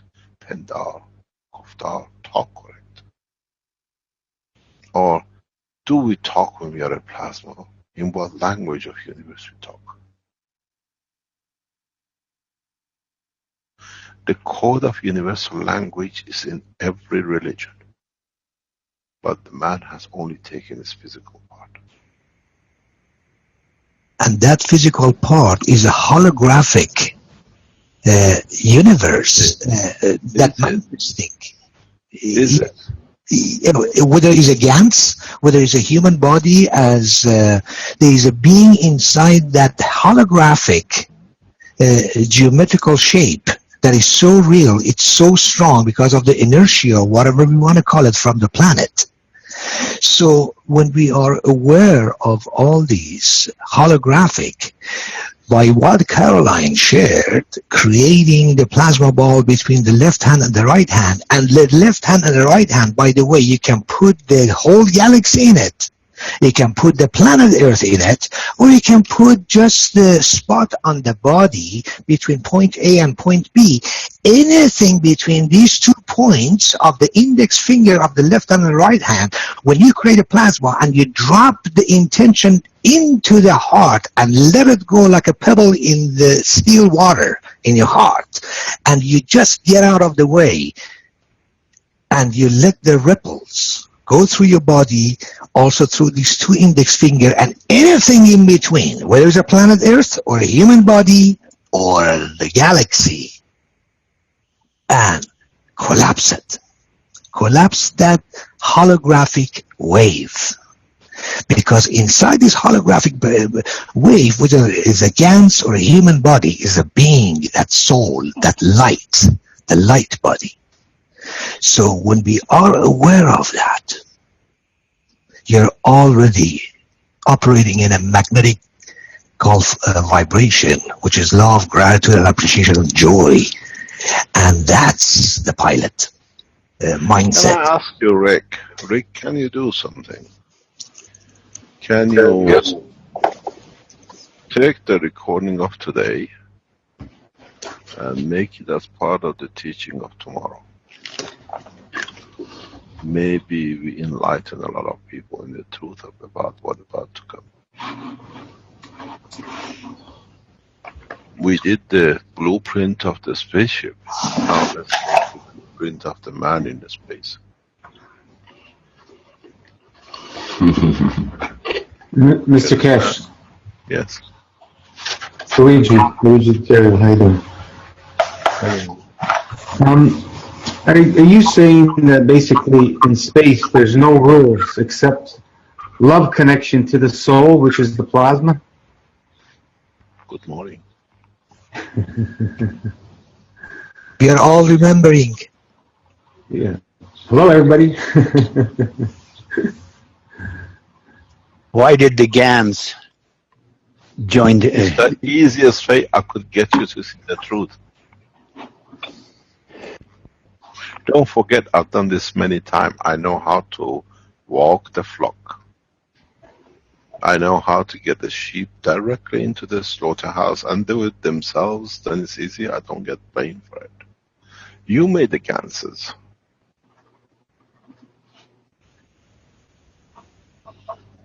I just showed it to you. You are manipulating it. I just directed you. Are we in the stage of the maturity to accept the totality? I am the creator, but the created have to understand the essence of the creator, otherwise there is no purpose in existing and creating.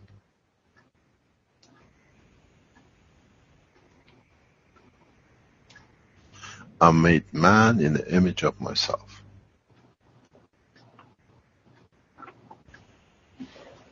Baha'u'llah says, I made you to make children that they may love me, which means I need to feed myself back, that I can feed myself. Are the children the feedback on these little bits which you make and you connect back to the gravitational, that you create the essence of creation and to create more?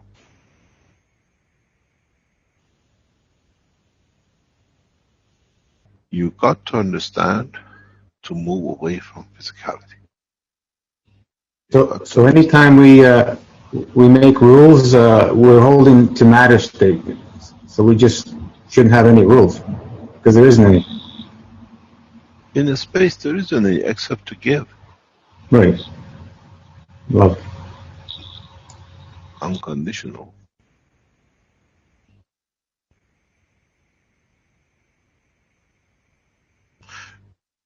What I told you a few minutes ago, when I met the soul, I said, hello friends, we haven't seen for a long time. Then I decide where that soul sits, because a friend, when it comes, you decide where you want to sit, that you can admire the beauty of the friend.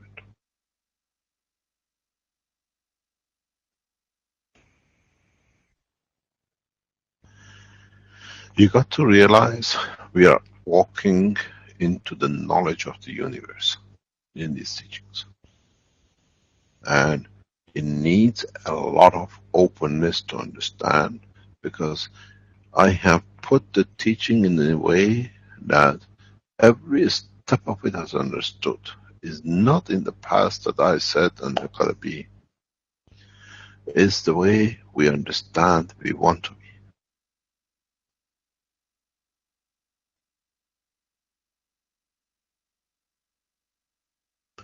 Is in the way that we decide how to be, that collectively our one benefits the rest of the people who are made the same as us through Adam acid, through the condition of the conversion of the plasma of this star in this galaxy.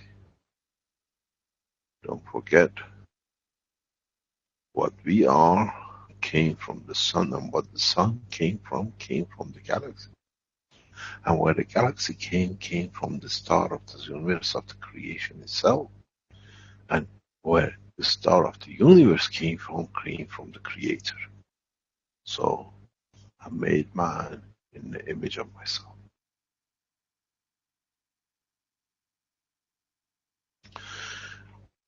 The whole understanding is how we can manipulate this ball that becomes the new clothing for the man. And this time, if the man understands it, will understand all the stars shine the same.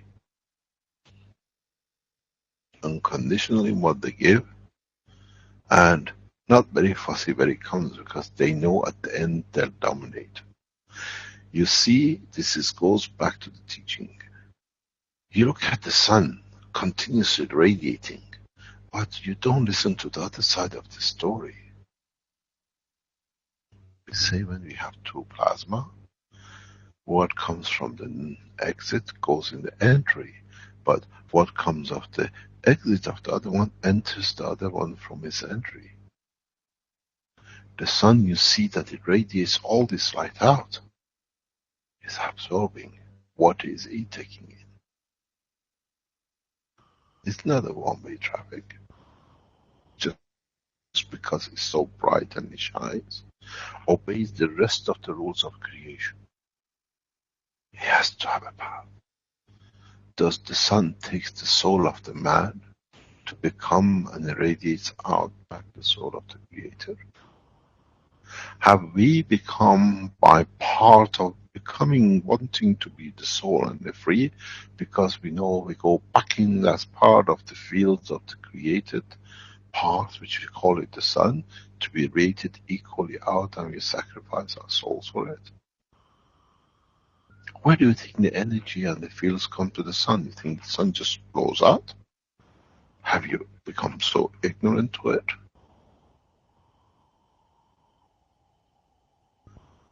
What is good for a geese is good for a gander. If you put a two magnet and you see this is from the north point, you can show it with the sound.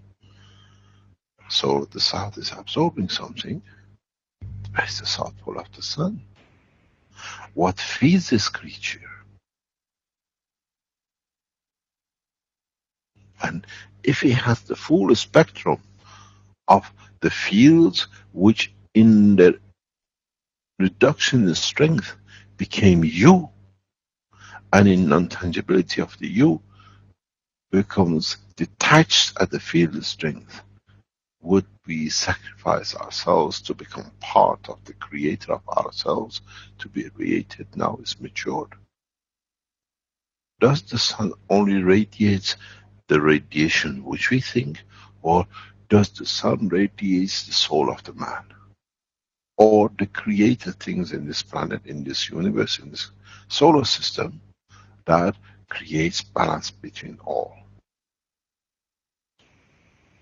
Is the maturity of the man is due to the maturity of the souls which they leave it, and in the field strength get absorbed back into the sun and radiates equally out?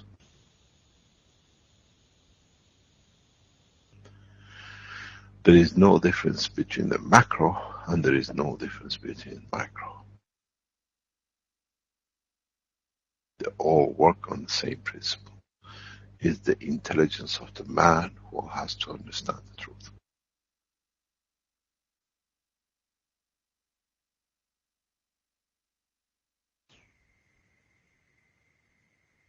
Where are we going? Are we becoming the light which is let itself by itself from inside, that we elevate ourselves to become the part of the structure, that we can travel the other dimensions to become part of that, to be absorbed by the sun of the universe, that we can shine as a creator?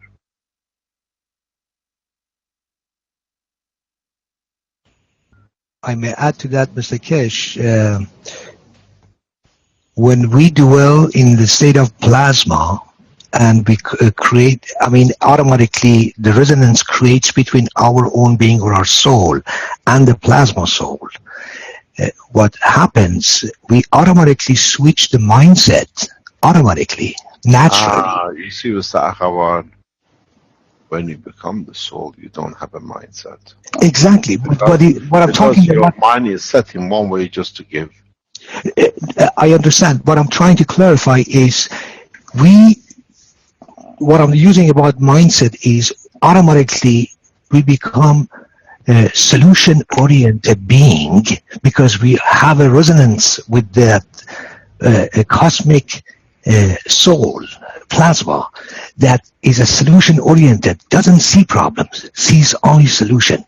And with the solution-oriented mindset, if we call it in this dimension, mindset, so we always think magnetically.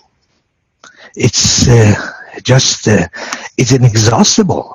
We have connected to that universal battery that Alex made. We are already resonant. We're in resonance with that. Automatically, without any effort, it's effortless in the magnetic field of solutions, infinite world of infinite world of possibilities beyond our own limited consciousness. As creates more resonance with that, we become that.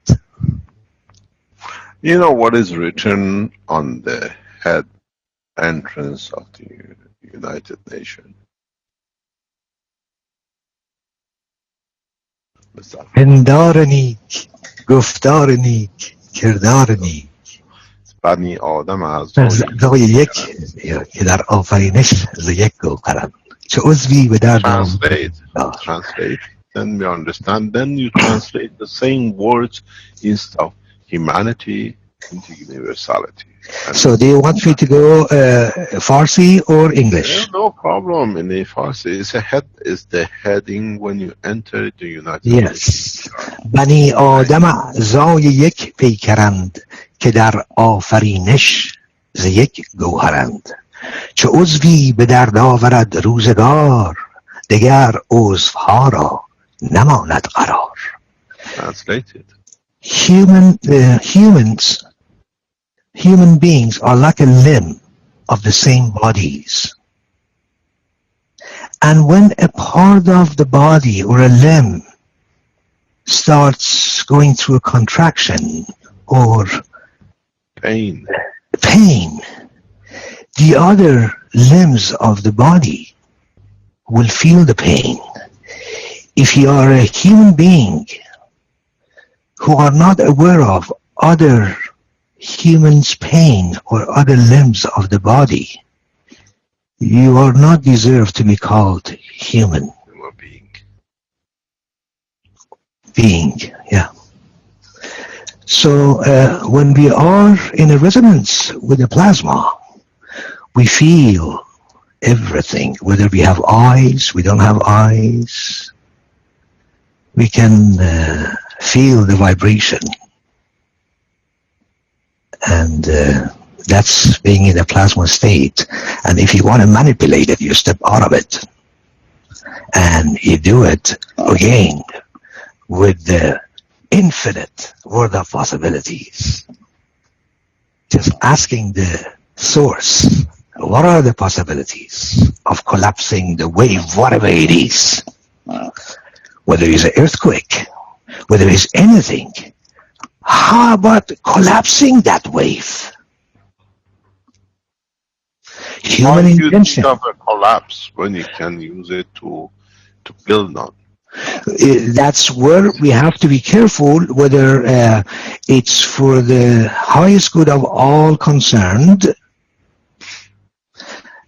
or to judge. Exactly. So that's, you put it in. If it's for the highest good of all concerned, how would it feel like to collapse the wave now? Let the universe decide. I have a limited consciousness compared to the infinite world of possibilities of plasma, universal consciousness, cosmic consciousness. So put an open-ended question to that plasma ball that you just created between your hands, and let the plasma answers how you manipulate the plasma. And since His goodness is giving for the good of all concerned, let the plasma decide. Get out of the way. Once you drop the pebble in that still water of the heart, get out of the way and watch the waves going from your heart, through your hands, through your index fingers, and boom, in the center of that plasma ball. But you know, you're not going to have a heart in the space because you have no blood, because you have... As I mentioned, Mr. Kish. What are you going to do with it? What are you going to do with that heart? Thank you so much. As I mentioned, we have to understand where we are before we go where we are going. So since we are already in this physical body and we are still breathing and eating and drinking water, we may as well use the heart, which is the center of the torsion field of the human being. But put it this way, which is plasma. We are going in a path. We have no choice. Now that we have opened this technology, we have no choice. We know the path. There is no way back. There is no way back. There is no way back to remembrance. I'm sorry to put that out, but there is no way back. There is no way. This is the road to universe. Yes. How? Now we know. We have opened the door. We are teaching it. We are patient. We take people to make their mistakes, to make their reactors, to make their cores. We play the daft game. It's like sitting in the teacher, watching a child putting a Lego together. But you know the end product is on the plan. You've seen the plan in front of you, but the child is only interested to put one piece to another to get to that plan, to have the bird in the hand. Exactly. And Mr. Kish, I want to tell you something here. We have opened the door. How are we going to get this cat out of the cage? There is something in Urdu language. They say, Ma'abka tahid dil sih shukur guzar ho. That means, Mr. Kish, from the bottom of my heart, I'm very grateful and thankful to your presence that you open this knowledge to humanity on the planet, where anybody who's coming from a scientific background or a spiritual background, this is where Mr. Kish's teaching brings spirituality and science on the table. And depending on whether you are a matter state or a plasma state, but is on the table for you to bring them together, interact them with each other, these two field strengths, and recognizing who we are. Self-realization is God-realization. And but are we part of the Creator? We are. Sentimentality, Mr. Akhavan, doesn't bring us to the reality that we're becoming the passengers of the space. We have opened the door that it cannot be closed. And we have told you so openly that millions of people will come to it. But they have to understand what is the next step. What is the eventuality of this door which we have opened into universal community? Is it to understand what we are about to lose, or are we losing, we are about to enter into universal community? Do we need to stay within the boundary of having the physicality and controlling it because we need to? Or when you become a star like a sun, there is no kings and no rulers, but equality of the light. Who wants to shine more has to give more. And in shining more, we receive more to shine more.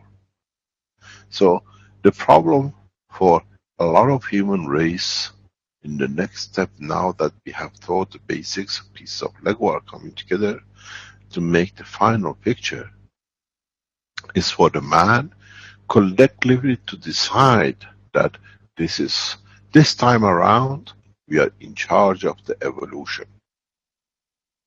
Last time around we became from gases into amino acids, and without choice we became what we are. But in going back to the plasma of the creation of the origin, this time we have a choice. Do we choose to be thieves and steal, to create a system that becomes suckers of the energies of the universe? Or do we elevate ourselves to the point that we have no need for physicality, that become this more or less a sun which shines unconditionally to give, but we know in giving we receive, and we want to choose the best that we can shine more. This is what I said. The sun, we all have come to accept, it shines all the time. But we forget the other part of the rule which we saw. The plasma receives from entry. What does this plasma of our sun accepts to enter it? Do we become the matter to become the most purified fields of unity, that our wish as a soul is to be absorbed by our own creator, which is the sun, that we can shine and spread what I call the love of the creation across this solar system? And the same way with the galaxies. Have we come for the first time to understand the truth about the essence of the creation for the first time in these teachings? My answer to that, Or do we still go to get entangled with the physicality and the plasma and the GANs? Because we know the faster we can solve this problem, the faster we have to enter the dimension of non-physicality, because we don't eat, we have no need for the heart and the lung, and we become all shining star. So this is the process that we have to concentrate in this teaching. And I believe the answer to that is once, the next step is once on the planet, the human consciousness recognizes that but we it's are not the human, this time is the ants and the dogs and the cats and the stone have a say in it. Exactly. But once we, as human beings, with the powerful intention we have, once we recognize it is a holographic universe, the body, the pain, this, that is all holographic. Once we recognize that, it just becomes the child's game, and it drops, doesn't have any power over this holographic shape, doesn't have any more power over the soul to shadow the soul. Then drops, yeah, and but everybody's you become the soul. Your totality of the existence become the soul of the entity of the creation. Yes, and that's So, when the resonance begins, and we are part of all. so the question comes, we're going to end up the teaching of today. And as I said to Rick, maybe we leave this to be played after the teaching of tomorrow. We add this to the public teaching, because this is the blueprint of the language and the purpose of our presence. Instead of keep it in dark, let it be part of that man understand where is about to go. And those who understand will be enlightened. But the whole purpose is, are we ready this time around to dictate our evolution? Are we resolute enough to understand by evolving we become part of the giving as the totality of the creature or creation on this planet? Are we trying, or can we extend to understand the essence of the creation, that we become the shining stars of the essence of the creation within the stars of the universe? And then there is another question, which I've touched it a few times. Those who never understood, maybe they understand. Out of the stars which you see in the universe, are some of them the star of the souls, or are the stars of the physicality of existence of the plasma, which is hope to become the star of the soul, where we collectively become one, as one planet, one nation, one race, doesn't matter how you put it. Would we then become a shining star of the soul of the universe? In our part of the universe. Then in totality, if we're mature enough, then become the soul of this universe. And if we are mature enough to understand, maybe the universe will come. But the whole essence is, all these purpose of all these teachings about the GANs, about nanomaterials, about all this, is to detach the man to understand the truth. And then knowing by understanding this, the way I always connect the GANs to the body of the man is full of GANs. And understanding now that he can concentrate his own energy to become a plasma of itself and make a new clothing for itself, to become part of the structure of the universe, where the language is giving and not taking, does not matter whatever comes. So is the man ready to take this step as a total race, as one race, that when the sun shines, it shines bright and beautiful. Doesn't matter which end of the sun you're looking at. There are no black spots on it that there is somebody hanging on it as a dry piece. It's all the same. Is our ultimate goal to become the star of the universe by shining to give unconditionally? Have we matured enough to dictate as a race our own destiny, this time our own evolution, to become the sole part of a star of a universe? Or are we so materialistic attached that we want to be still matter state? This is where these teachings I'm taking you to. Then you can decide which way you want to go. But I have to use the tricks of the brain strength and love or joy or happiness, that I can bring you into the steps by steps to show how you communicate, how you receive, and how you change the direction. Do we want to become a soul star, or do we become a matter star which has to mature again to become a soul star, which is detached from totality? Let's contemplate. We'll come back to it next teaching. Thank you very much. I hope we have enlightened some souls. Then you find out you don't need no craft, as you are the craft yourself. You are the soul, but you don't see the essence of the truth of your own, created through the creation of your own soul. Thank you very much for today. I think we changed a lot of things, and a lot of understanding needs to be done. Thank you, Mr. Kish, for all your teaching. Thank you. Thank you, Mr. Thank you. Thank you. Thank you very much. Thank you. Maybe, Rick, we need to put this... Thank you, Sir Kish. Thank you very much. Maybe we put this teaching after teaching of tomorrow, that the whole human race understand the course as a blueprint of the man for universe. Okay, yep, I'll get that right. Thank you very much indeed. See you next time. Okay. Thank you, Mr. Kesh, and thanks to everybody for participating today and listening in. And that'll be the end of the morning session for Wednesday, March 2nd, 2016. And it sounds like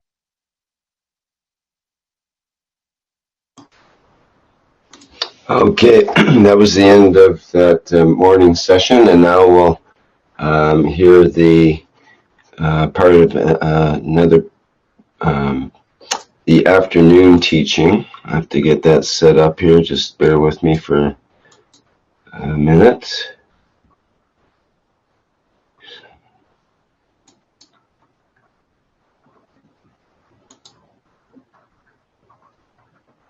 Okay, that'll do.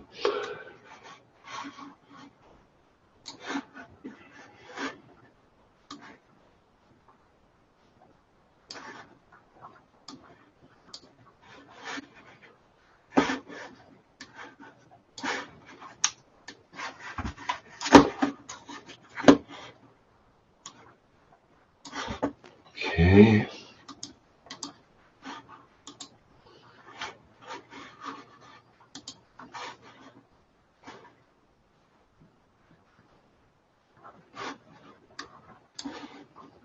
Existence of the plasma.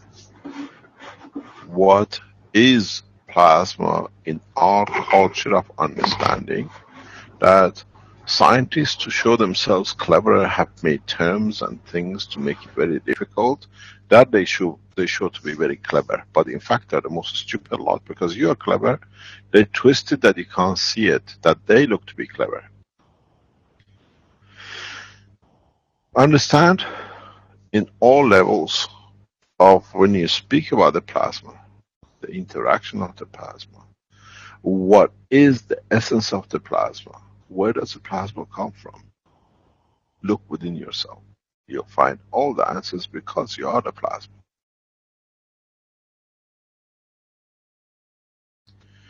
You radiate heat, we call it aura. You radiate energy, you call it aura. We radiate thoughts, we call it aura.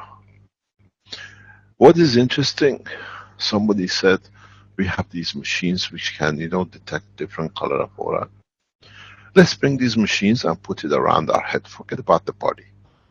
And you start thinking in emotion that I hate you, I hate you, I hate you. And see if the all color goes purple.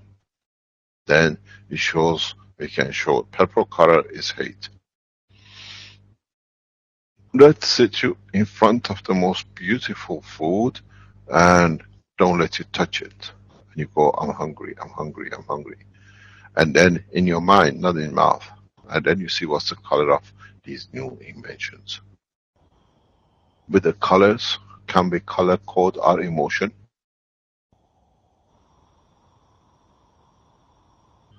In the teaching yesterday, we showed the lines. This is the fear, this is joy, this is happiness, and we put lines and colors to it.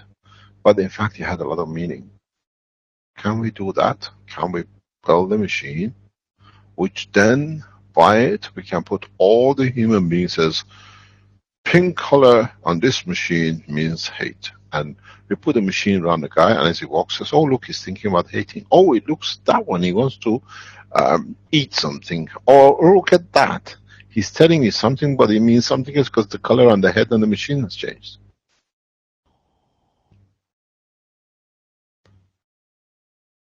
Would we come to the point that we become the machine ourselves to detect our own field? And because we become close to it, then we can see the field of the others. Because if they interact with us and their field is the same strength as our field, there should be no reaction. If I'm thinking about love and giving, and he's thinking about God, what we love and giving, I should see no aura around it, because his aura and my aura is the same. Two equal field forces in interacting, they don't create anything residual. Is this the way we're going to communicate in space? Understanding the emotion in the field attraction or interactions. Is this the language of the space? Is this what we are doing? We are heading in that direction. Or do we actually see these, but they prefer not to, because this way we have to accept when the guy says, I love you, it really means it doesn't give me an excuse to say no for me to go and love somebody else. When you say, I'm hungry, I feel the pain that my body needs energy, or say, oh, you don't really just eaten. But I look at him, oh, I said, the color is there, so it must be because that color on the head, it means hunger. It's the emotion in the head which creates that color.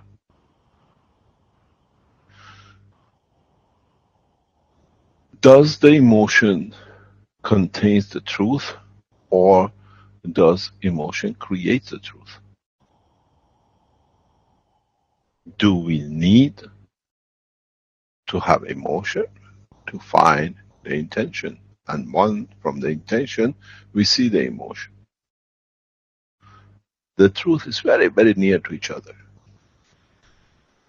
So, in the space, when we come across another entity, we judge it by our own strength, not theirs. Because if our intention is peaceful, loving, and their intention is the same, there should be no magic show. It means we are at peace. If my intention is eating him, and his intention is to eat me, then there is no field either. Then I know I'm food and he knows he's my food. Because we both think about the same. Because we radiate the same energy. Magnetic and gravitationally. What it takes, I give. What I take, what I give, he takes. Now you understand the teaching of the universal language. Nobody in the universe, in so many ways, considers cup of water. This is a wood. And then we make dictionaries of it. Hardwood, softwood. In a space, there is no material except plasma. It's the intention and the emotion In a way, we judge the environment according to our own judgment. And if it does not interact, we know it. We know it's no good for us because we see the interaction. We become our, what we call aura, or what I call the emotion of the magnetic field of your head, becomes your tool of communication. I love you. And you know, love and hate come together, give this color, oh, the guy hates me. Or it says, I don't want to interact with you. Or my intention so is the judge of me. In many teachings, especially in the terms, if you listen to it, I always said, it's us who will become the judge of us. Because our intentions shall be read before we act. Because in the universe, the language is very simple. I can see yours and don't need the language. If your intention is to eat me, and my intention is to eat you, there is no color. Good morning. Who's going to eat who? Or do we say, I have some surplus. This part is good for you. You want my liver? I have some of your kidney because then I can compensate for the others. We become a Turkish market. People go and sell the kidneys to have food to eat, to feed their children.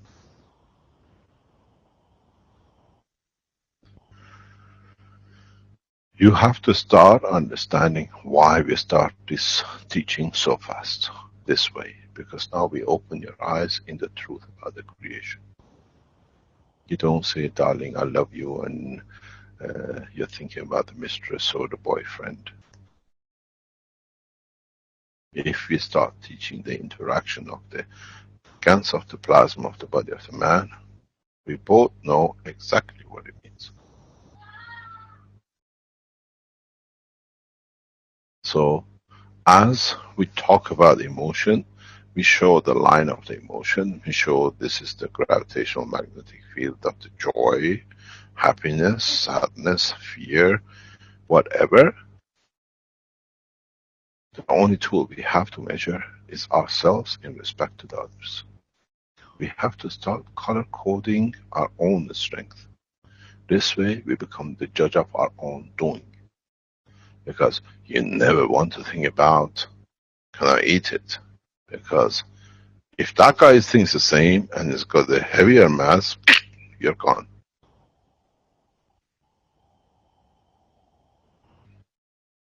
Or, if my intention is to give and the intention of the guy is to take, he takes what he needs and you have enough to give at the moment he needs it. Do we become like where the lamb comes to us, we eat and become part of it, so it's better for us to be inside another, that we'll find survival for us to be expansion of totality. Speaking and teaching does not exist in the universe. A few backward races have schools because they haven't learned the laws of the real universal structure. We don't see armies and we don't see people going to 150,000 soldiers halfway around the world to kill as many as they can. They call themselves superpower.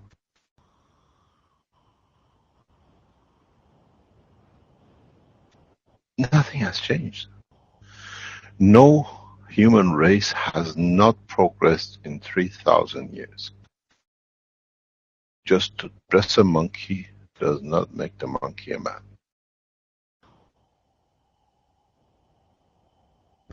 Iranians pulled 250,000 soldiers 2,500 years ago to fight the Greeks.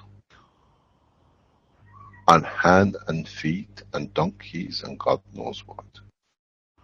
The most superpower has a problem to pull 100,000 from the other side of the world to fight.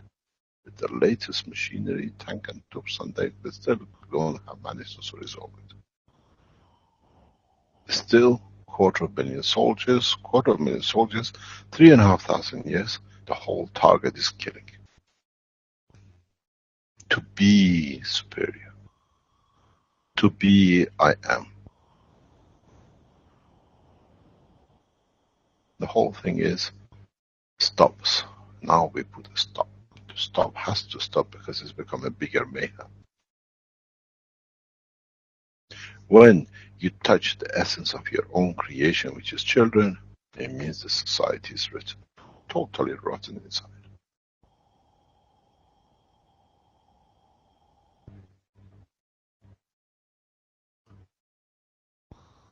You got to understand this is not accidental or coincidental that we ended up in Belgium, because this is the land which has been pushed to the edge where all the rot sits, and there was no control.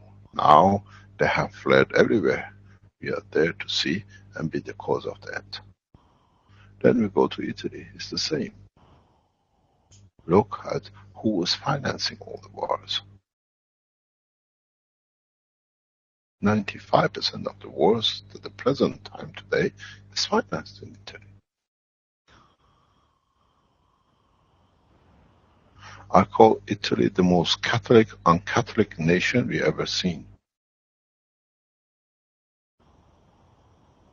Now look, the same now in Middle East.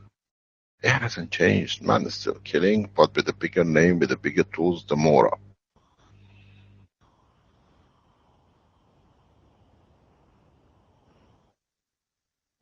Anybody rises as long as you give them the money to have a good life. And we call it a spring uprising. Anybody rises as long as we pay them, and we call them a revolution. But let us go into the level of understanding the emotion of the man inside. And then we see a man comes here, I've come to free you. So we see the color of you. Freedom is what I think is my strength, my emotion, and yours doesn't match. Because when you speak to freedom, your color is pink and yellow when it interacts with mine. I read your emotion. I read the essence of your thinking. In other words, I see the color of your soul. And then you find out nobody walks down the street and says, oh, I'm a Greenpeace. I'm thinking about peace. Oh, I just received 2,000 euro in my bank account to go and do this, but part-time and full-time I manufacture arms for British Army.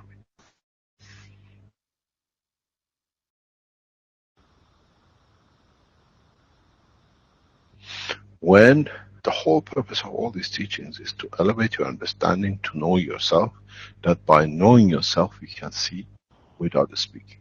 You can absorb energy without taking another life. But as we say in Farsi, گر خواهی نشوی رسوا هم رنگ جماعت شو. Means if you don't want to stand out, be one of the crowd. So we are one of the crowd, but we are the ones who slowly move the crowd to the way we want.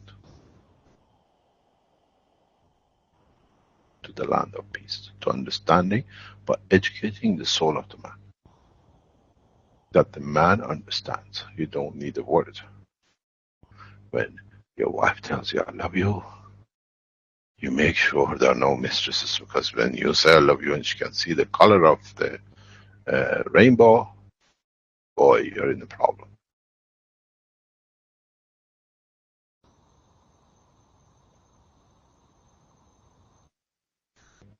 Thou shalt not steal. Stealing is very, very, as we educate now, the Egyptians brought us numbers.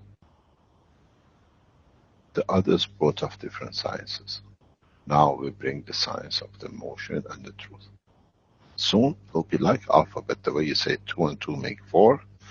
In a few years' time, oh, that color on your head means you want to eat me. That color on this, you are adulterous. That color there, oh, you love me, I love you too. The new cycle of teaching is to elevate the man to understand the next step of education beyond understanding of the physicality. And then if you reach that, then you become man of the universe. Because then in the universe you can't eat no one, because they feel what you feel. That's the language of the space. And as you are entering it, You better know it. It's not, but oh, look at something, oh, very beautiful. I wonder if I can eat that one. Oh boy, you'll be sucked out in no time, because they have a bigger mass, because they educated themselves. They don't eat you. They give you so much that you elevate to them and say, I'm sorry, I made a mistake. Thank you very much for feeding me. They won't destroy you. They elevate you. This is the process of the universal order. This is what I just told you a few minutes ago. I pray to the soul of the red circle that he elevates. We see them. They will go. They will be taken, because this is the rule of the physicality.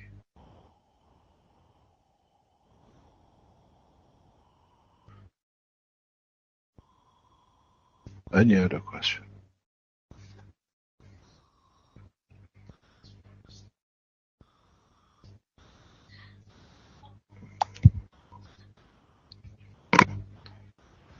Hello? Did I speak to myself? I thought I heard someone coming in. Yeah, that was my son. Oh. Yeah, he was saying Papa because nobody was talking, so she thought the class is finished. This is a good thing when you teach at home, huh? Yeah. You never know. I become like a CNN broadcaster. His camera is only on the face. They sit there with God knows shorts and no clothing. So we can teach what we like. Mr. Cash. Yes. The avalanche continues. Thank you. No. You don't like it? I won't mention it again. No, it's not the avalanche. It's understanding that we could have swam with the waves. We decided to go against it. That's why everything looks like avalanche. If you swim with the waves, you enjoy it because you go the same. If you try to go against it, it becomes and looks like avalanche. Perfect point. Thank you. This is what the way we have to change, because it's the habit of man. Everything has to be fought for. In our health section, we don't fight. We give, and then it finds its own way. That's why medicine doesn't work. I've said this many times, because you fight the disease. We don't fight this. We create the environment, and if the disease is happy to stay in, but the rest of us is not one of us, it moves on. When we take this word fight out of the vocabulary of the man, in essence, in his emotion, then the man has reached the point of maturity. Because there is nothing to fight for. You have all the knowledge and you can do what you like.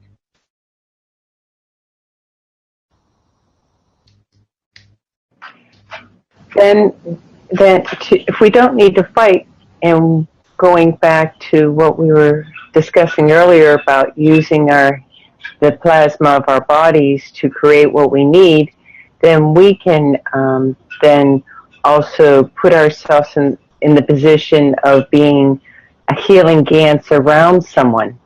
And we don't even really need that person. There, if they want to take it, huh? Yes. The mouth of the emotion is tighter than the mouth of the man. The man, if you want to feed him and doesn't want to feed, he can force his jaw opened up. We do it with our children. We force the spoon in. And if you shut the mouth and hold it, it gets swollen. You get your medicine down. But with emotion and feels, it's not that way. I don't want you. Doesn't matter how you dance, you still can't get in. So we don't fight. What's the use of forcing that you know you can't get anywhere? So you create your space to allow it to be taken if it's needed.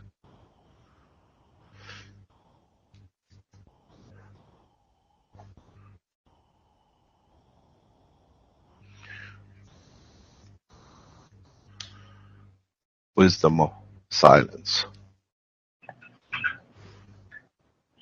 Hello, Mr. Cash. Yes. It's YC from Hong Kong.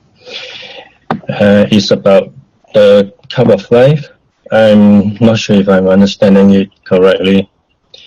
My question basically has two parts.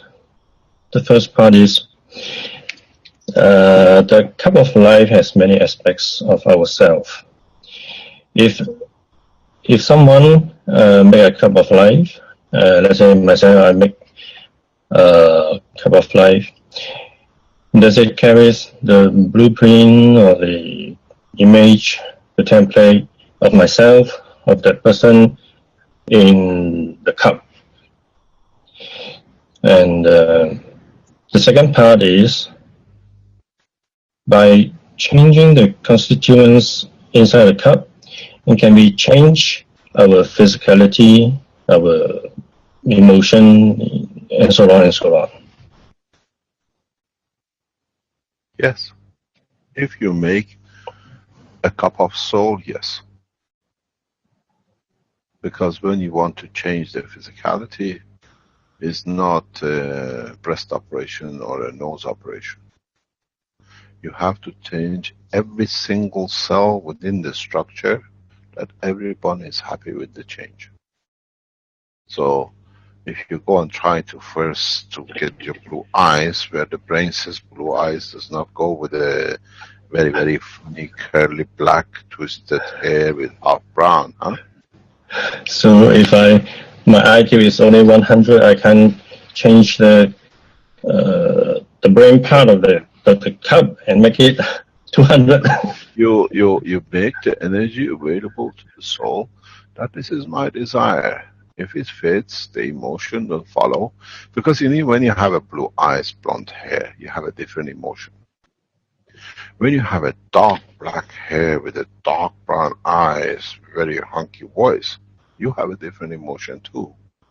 So the emotion has to fit into the physicality. It's not just happened for you to be, because man haven't understood the total structure.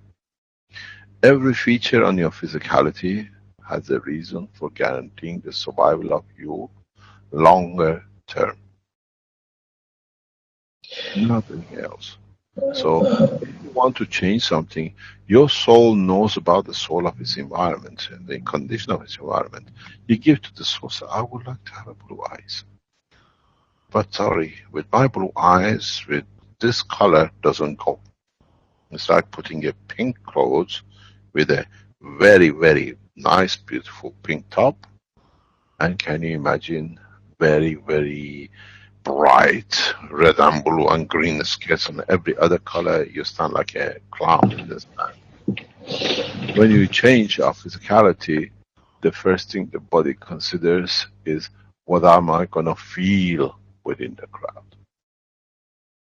Your soul is created first before it does your emotion. And then physicality comes out of the creation of your emotion, that it can handle it. If your physicality was supposed to be built and then your emotion, it would have been a big mess. A lot of us think, oh, it's an egg and the sperm and blah, blah, blah, blah, blah, blah, blah. But in fact, it's the soul, the emotion, and then the structure of the body that emotion can handle the structure.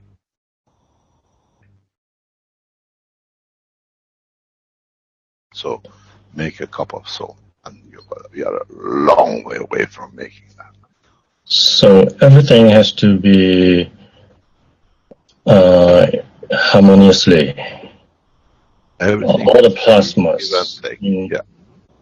in our body interacts harmoniously. You see, the animals do it except man. And it's very strange, man has never realized that.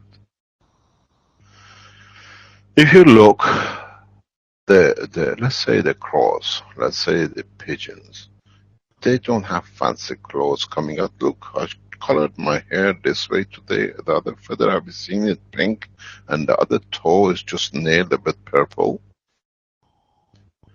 Because they totally understand not just their life. We look at them, they run around.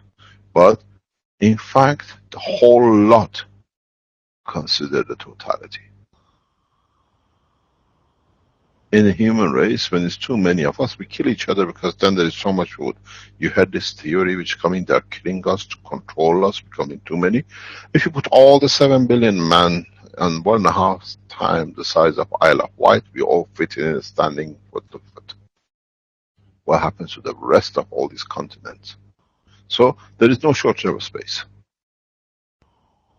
But you have to understand, man wears different clothes just to enforce his own meager existence.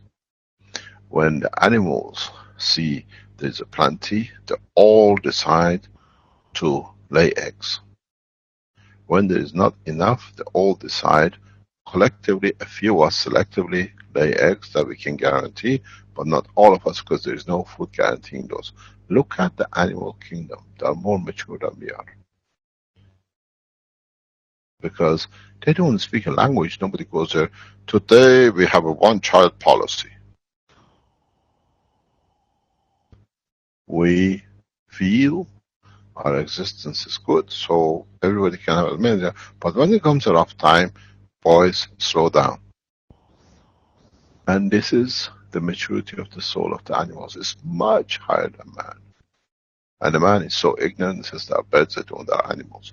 Actually, the animals call humanity animals, and the animals, the man calls animals, but in fact, man was never understood that thing. Even the plants. So, if you want to create a life, give it the right soul that is satisfied within the structure of the other souls. The emotion which it creates will fit the body, and the body will not ever demand anything more than what it can carry.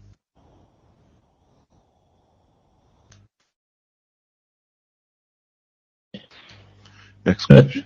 Second question.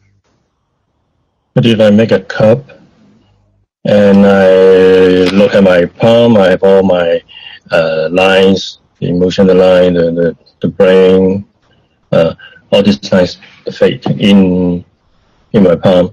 Is it also replicated in the cup? Okay. I don't know. Depends what was your emotion, what the line says. I see. This is what I said all the time from the first day the students walked into the lab. Pray for your cups. Give from your soul.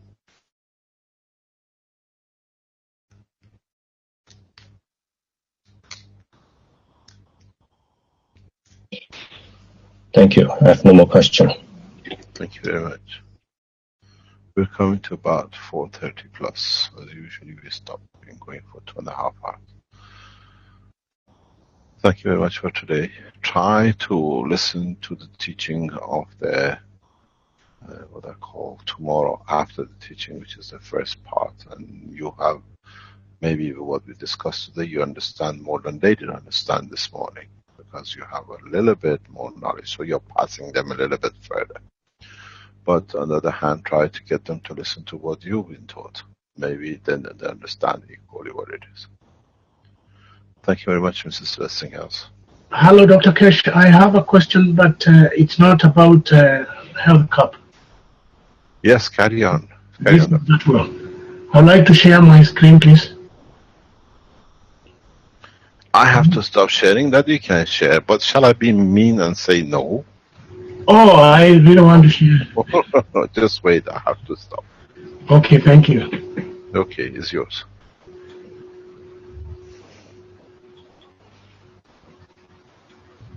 Okay, here it is. I have a question about this. I've been trying to attain lift in a hurry. And I was wondering, I think it's your 94th Knowledge Seekers Workshop. You said that we could attain lift with 5 coils. Yes, your coils are coils.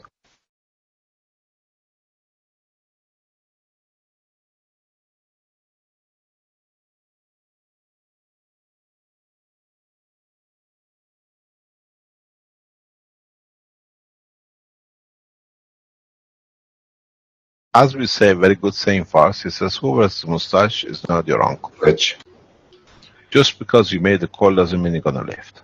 Sure. So I see your coils, just the picture. There is a big difference. You want to fly, you have to create the condition. First of all, you're too close to the wall. I explained that to the guys in the Innovation Center. don't go too close to the wall, because you see the wall has its own plasmatic magnetic field, so it's sucking everything, interacting everything there. The other three sides are open. So when you do any test in any shape or form, make sure the environment is correct.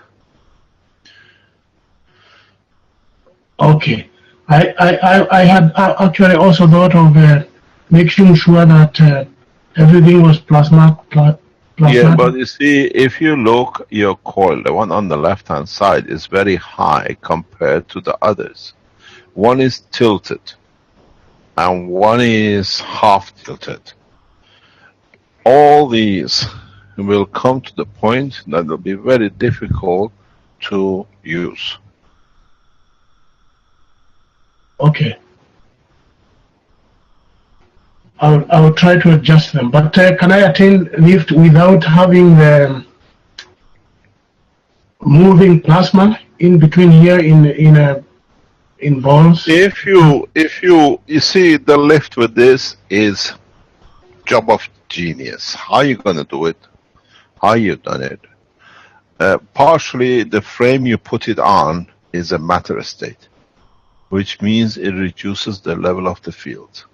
You have to nano coat all matters that you feel within you fall within the boundary of the plasma. It's beautiful what you've done. I nano coated the foil. I nano coated this. Yeah, but did you nano coat the black frame? No. So this is where most of the thing comes. You see, you got to realize the structure of a craft comes from the interaction of the fields, and not the structure is held together by matter to force the structure. You understand? This is something which is needed to be understood. You made a beautiful setup. The cores have to be, you create a field, move the thing in the middle, and try to see how you feel with it. What's his name? Ali is very good at this. And Verne is very good in feeding the fields. To feel the fields, you have, secondly, these reactors, these cores you made, you don't see it. Put a slow camera on it. You will see them every now and then, they just move. Even there is nobody in the house. Just put a remote camera and watch them, they move. They create field forces, and because they are loose, they just move, they release the field. And you get nothing. We've seen this with 129. I thought I saw them shake. If you are not near it and there is no wind in the room and you see shaking, or they just move, vibrate, one of them suddenly, it means the system is active. And the field forces is so much that it cannot handle. So by moving, it releases the field.